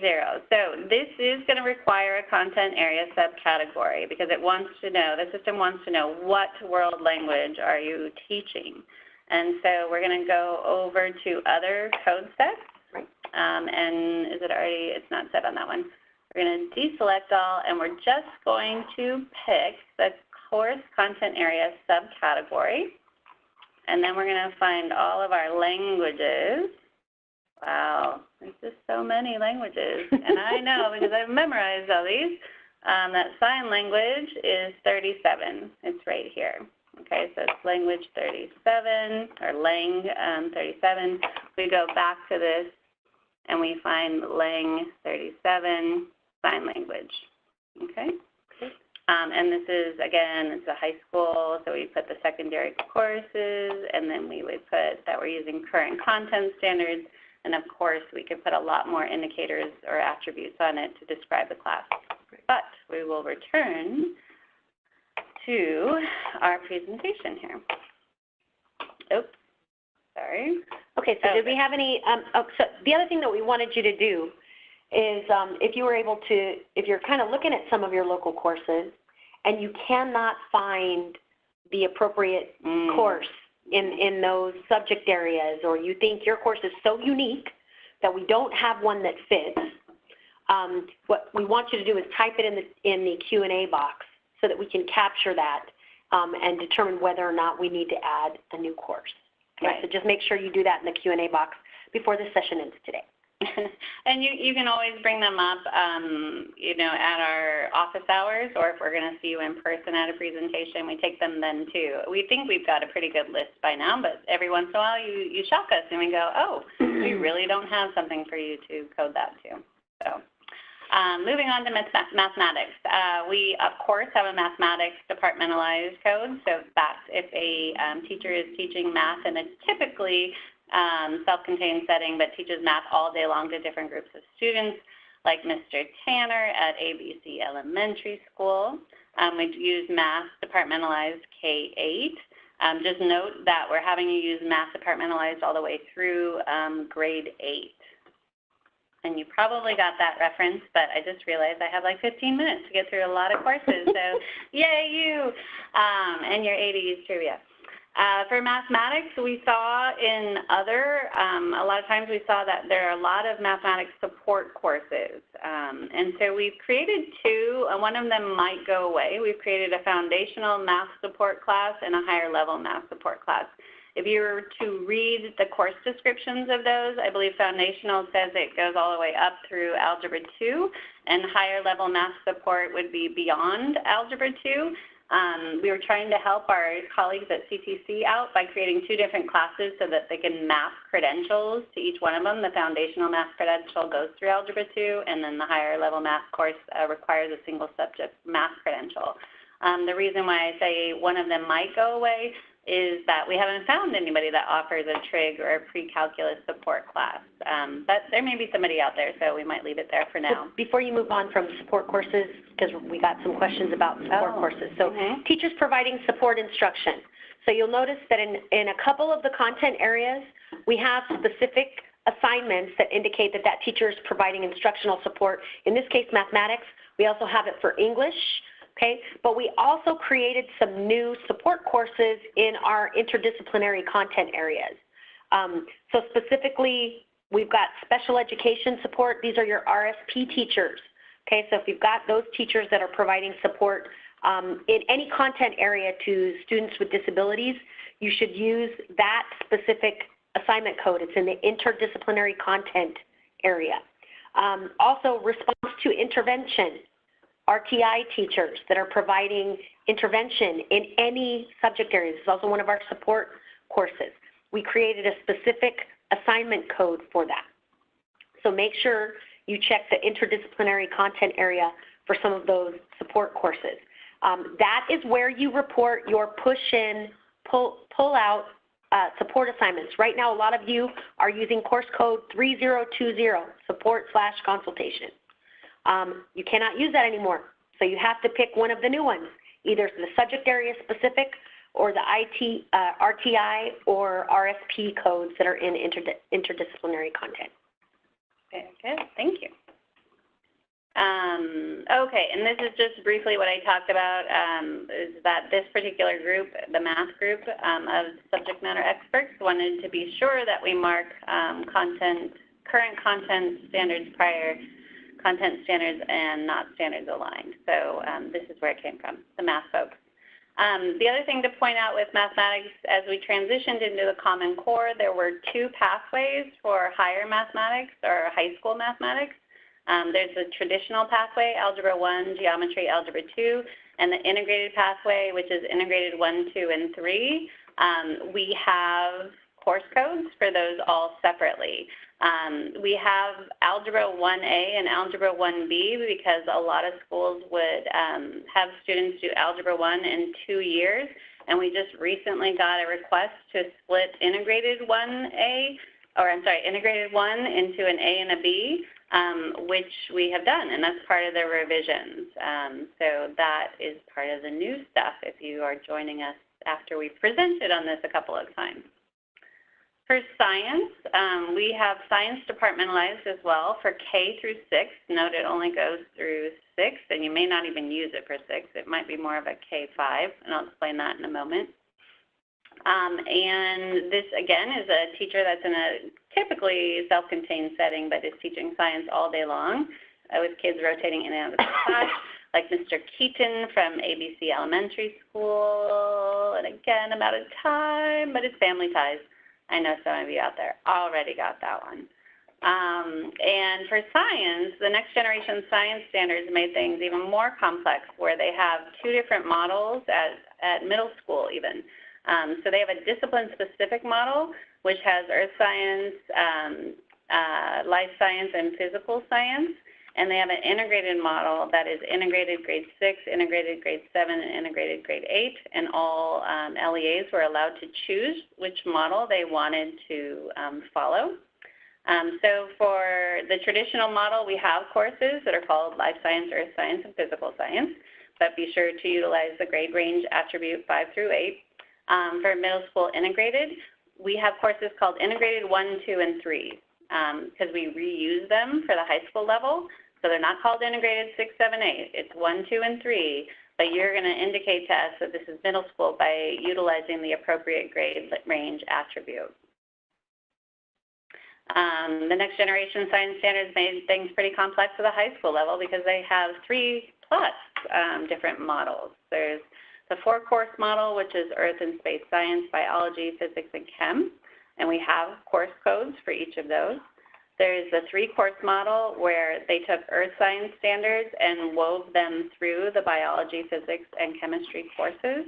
We have 3 different course codes for those as well. So the 3-course model, those are new. Those are new courses that we created in there. And then we also have the fully integrated 3-course model, which takes all 4 subject areas and integrates them each year.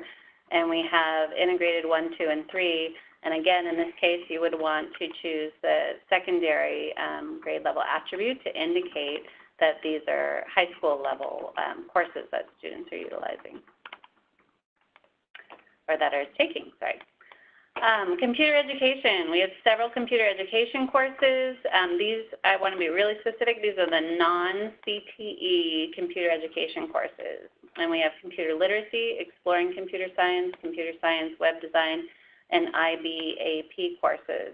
At this point in the presentation, a lot of people raise their hand and go, where are the STEM courses? Where are they? They are going to be located in the interdisciplinary subject area, which I'll get to in just a few moments. So they're there, don't worry. But these are the courses that are going to be offered in math, science, and computer education. And then we also have, let me make sure this is going to, oh good, business. And the business courses, there's one main business course, and then there are tons of subcategories that you can choose from. Again, these are non-CTE courses. If you have business courses that are non-CTE courses, you might have business accounting, business English, business economics, business financing, business mathematics. And we've heard from our friends at CTC that in most of these courses, you could have either the business authorization or the English authorization. It can be either. Or if it's economics, it could be a history, social science authorization in business. Or if it's math, a math or a business authorization.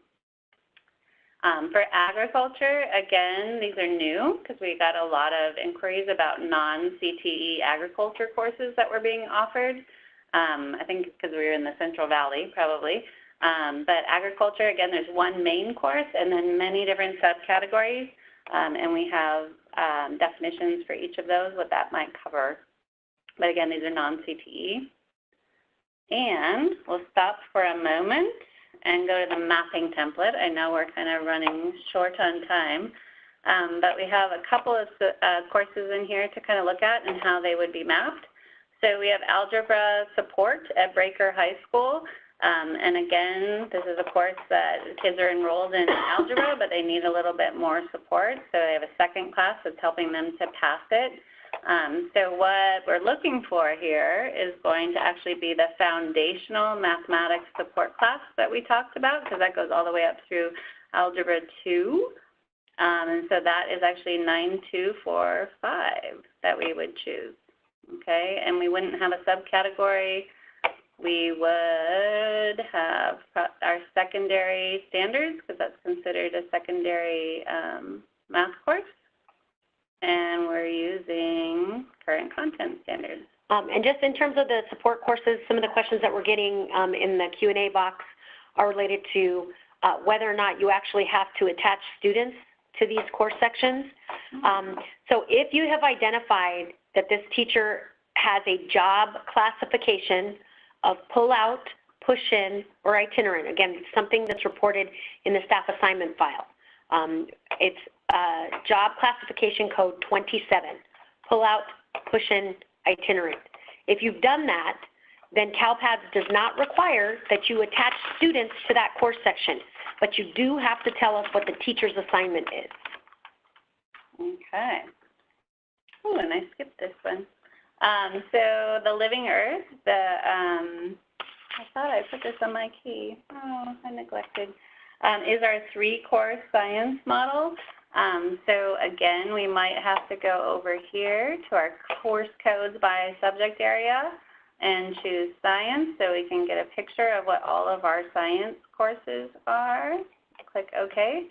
And we're looking for the 3-course model, the Living Earth 3-course model, and this discusses what's contained. And again, the 3-course model is laid out in the history, social science, the science framework. I'm just history on the brain. And it gives the title of these classes, the same ones that you see here, so they're based on the framework. But you want to look at the assignment manual that's in the Padlet to look at what are the requirements for teachers teaching these 3-course models, because it can be a little bit confusing if you don't look at their model for assigning teachers to those courses. So 9331 was our code. And I won't show you all of these, but I do want to show you another one with a subcategory or a mandatory subcategory on it. 9331, the Living Earth. So if we go down here to, I just went past it, Business English. Remember that was a course where we had, we have one main business course, right? And I haven't memorized these ones. Let's go to business and do this.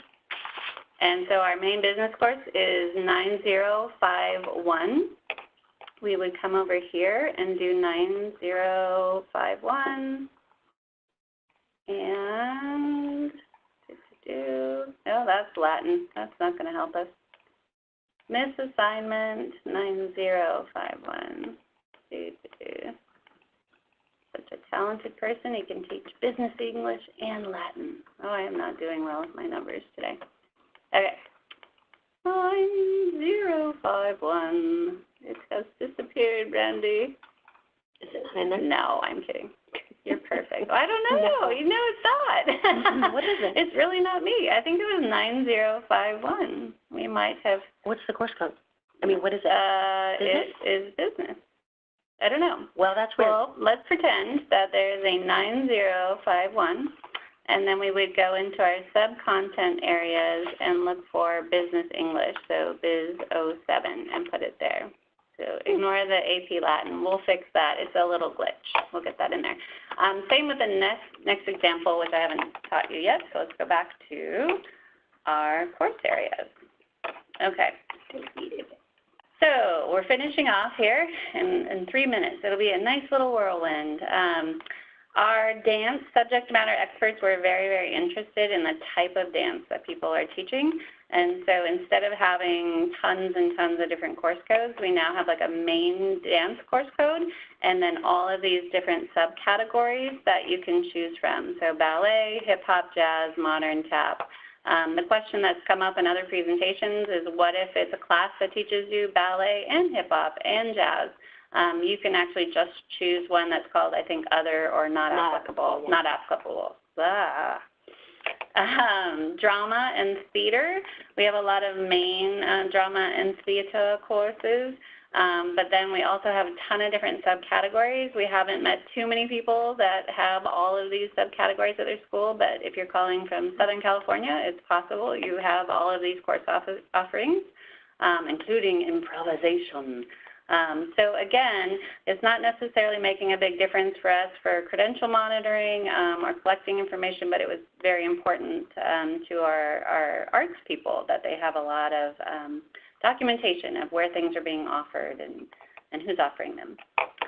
For music, this is one of those areas where we want you to use the music departmentalized K-8 if you have a teacher that's teaching music all day long to different groups of students, like Mrs. Bundy at ABC Elementary.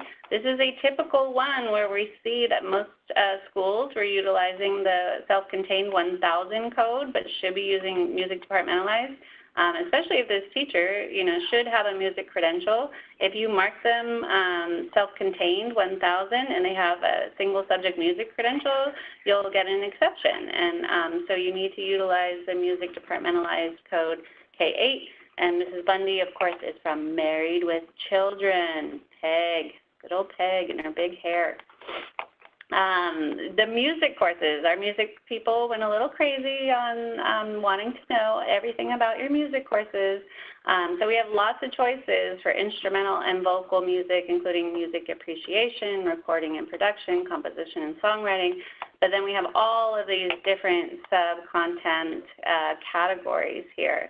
And if you have worked with us before or been to one of our live sessions since then, you gave us some feedback that we need a marching band selection, so that can be found here in the subcategories. And we also had a request for color guard, so we added that here since the last time you saw these. Really important, though, not necessarily that we know that it's performance-based versus non-performance-based, but really if it's instrumental versus vocal, because there are some supplemental credentials that only authorize one or the other, so make sure that you're choosing those accordingly. Media arts is a whole new arts category in the new arts standards, and it was a big war between the arts people whether media arts belongs there, and media arts has won the war. They now have their own set of standards. So we'll probably be seeing more and more courses offered under the media arts categories.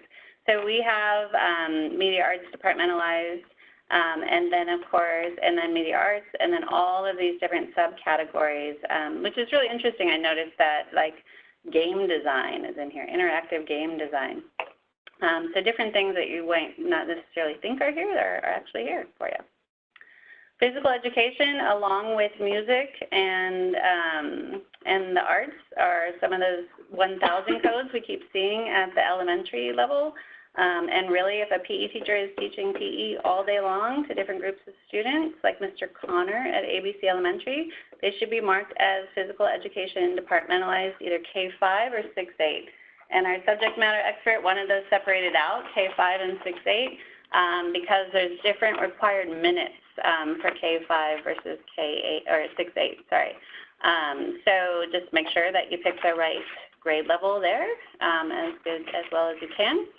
And Mr. Connor is from Roseanne, or now the Connors, since Roseanne had a little media issue, right? Physical education courses. So here are the other ones. You can do modified or specially designed PE, adapted PE. PE 1 and 2 are your first year and second year of high school PE, and then there's IB things that you can choose.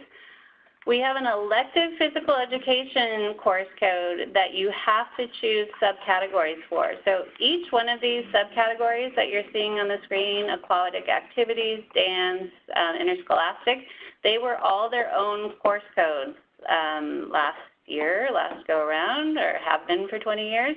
Now we want you to choose the course code for elective physical education and then choose the subcategory that fits the course. And then this is where everything else lives. What did you call it? The junk drawer? The junk drawer. Kitchen sink? Yeah, whatever. So if you can't find a course, go to interdisciplinary studies and look for it. And what we put in here is things that we found all over the place in others, because you'll notice the first example, academic decathlon, we find it in math other, and history other, and same with AVID. We find it in English other, and all kinds of places, because if you have trained teachers, they can teach those courses, no matter what their credential is in. And so we have all kinds of other things here: community service, team parenting, homeroom, study skills, student government, that's also student leadership, peer counseling, and then as promised, here is your applied science, technology, engineering, and mathematics courses, your applied STEM courses. What you're going to find there are subcategories that you'll need to complete and tell us about that match the Project Lead the Way categories. So there's things in there, engineering, robotics, and other things that you may want to choose. Medical detective. Ooh, medical detective. Yeah. Nice. Oh, like forensic science. Oh, goodness. Okay. Humanities is here. And again, you have to pick the subcategory, English, history, or art. We have yearbook here because sometimes that comes under an English teacher or an arts teacher. It can be either one, but we put it here so that we didn't stick it into English or arts and assume that it's one teacher over the other. It could be either. Your AP research and seminar, social emotional learning, and here is where we see, our new ones are non-core. Can I move You this? can move it. Oh, yeah, my gosh. Oh, that's like a whole new world. Non-core academic elective, because a lot of you had some electives, especially at the middle school, that weren't really tied to a subject area. Some of the ones I can think of were chess, like teaching kids chess as part of their elective. Somehow finding some academic value in teaching kids Minecraft, I guess. That was in that section, but we created a code for you. We also created an SEL code, and so I urge you to go back and read the description of that course to see if that's something you have on your site. There's also the RTI MTSS course now, because we heard a lot of people were offering those, and special education support RSP courses. So those all live here in interdisciplinary subjects. Finally, we have the special designated subjects of safety education, behind the wheel driver training, driver education, and leadership/military science, which would be your JROTC courses there. And that are all of our courses. And because we're low on time, I don't know that I would flip back to the template. But again, I've kind of gone over these. Show choir, you would find your vocal courses. So every once in a while, you will have a course where we're not going to have an exact match, right? We didn't have an exact match for algebra support, but we do have a math support. And we don't have an exact match for show choir. So you're probably going to have to find a vocal class and then look for something that's close, which I think is just called choir. You'll have to look through the course codes and see what is the best match for you, and ask your questions during our office hours if for some reason you're having trouble coding a course. Okay. Is there anything else? Any questions? I mean, we keep getting the same question over and over about pull-in, push-out assignments, right? Yeah. Okay. It's the trickiest. Okay, so for pull-in, push-out assignments, so I'm hearing folks say, wait a minute, so you're telling me that for a PE teacher that serves 5 elementary schools within our district, I have to create a course record at each of those sites for that teacher that indicates she's teaching PE? So the answer is yes, okay? Do you have to attach students to that course section? The answer is no, as long as you've identified that that teacher's job classification as pull-out, push-in / itinerant, right? And that's job classification 27. So yes, you do have to submit course section records to CALPADS for teachers that have pull-in, push-out, or itinerant assignments. Please provide a little guidance on when not to use the course codes that are currently in the CALPADS state course code set. That's a great question. You can use the current code set that is in our CALPADS documentation in version 10.1 of the code sets all the way through end of year reporting this year. In the fall, all of those course codes, with the exception of the CTE course codes, which are 7,000 through 8,999, all of them are being retired. So the effective end date on all those course codes is June 30th, 2019, but you can use them for end of year reporting for 2018-19. You just cannot use them in fall. So there's a question about a mixed class, like a first and second grade class, and why it's important to create two different sections since they're, you know, it's extra work and that kind of thing. Again, it's about what the teacher's credential is authorized to provide. I mean, the primary reason we're collecting that departmentalized standards grade level range is to help give the CTC an indication of what kind of authorization the teacher may need to have. Now, for grades K-8, you could actually have a multiple subject credential to teach it. So if you don't want to create two course sections representing the different grade level standards being taught in that one course, you could just create one section, but you would have to choose one of those values, either K4 or 5 through 8. And then if it resulted in a questionable assignment or an exception, you would just have to be prepared to justify it. Very good. Okay. Anything else? So we are at time, so those of you that have to go, we understand. Are you available to stay online to answer questions for another 10 minutes or so? So we can answer any questions. Okay, so if our EL specialist is pull-in, we don't have to assign students to show that they're getting EL support. Oh, that's a really good, that's a good, interesting scenario. If that is how they are receiving their designated ELD, it is advisable that you do attach students to those sections in which they're providing EL support. Okay, and that's actually the current guidance that we give, because you have to be able to show that those students are receiving some type of integrated or designated ELD if they're English learners. So yes, for those that are receiving ELD or even integrated ELD through pull-in or push-out, you want to make sure to attach students to those course sections if they're English learners.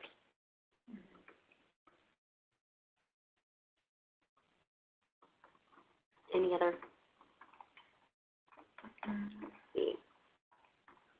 Maybe just address that it was kind of hard for some people to get the documents for today, like the template. The Padlet, Yeah. so the Padlet is, it is live, so you want to try and just bring up the Padlet, just go to the, there we go.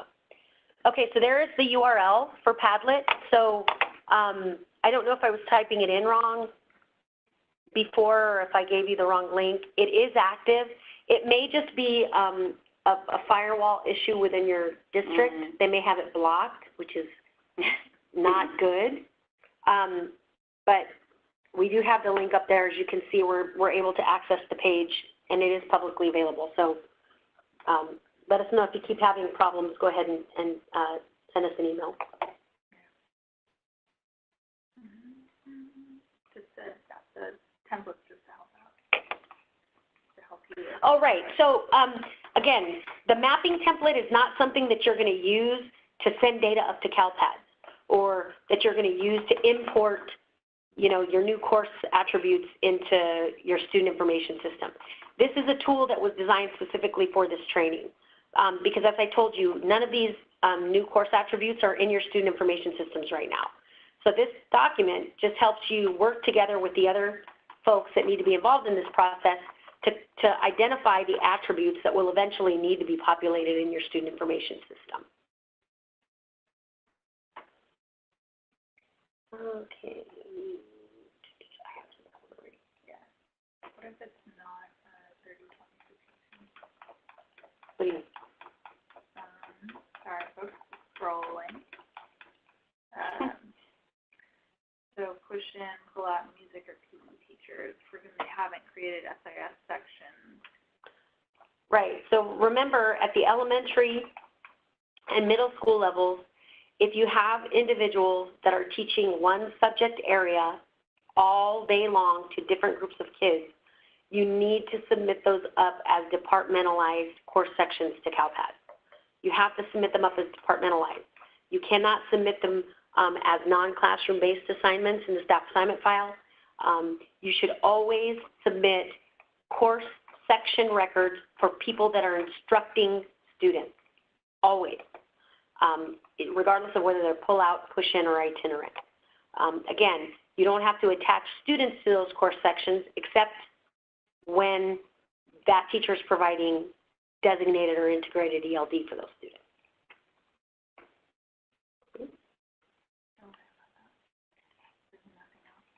Nothing else? Okay, just a couple more minutes. If you have questions, type them into the Q&A. We'll try and get them answered before we get out of here today.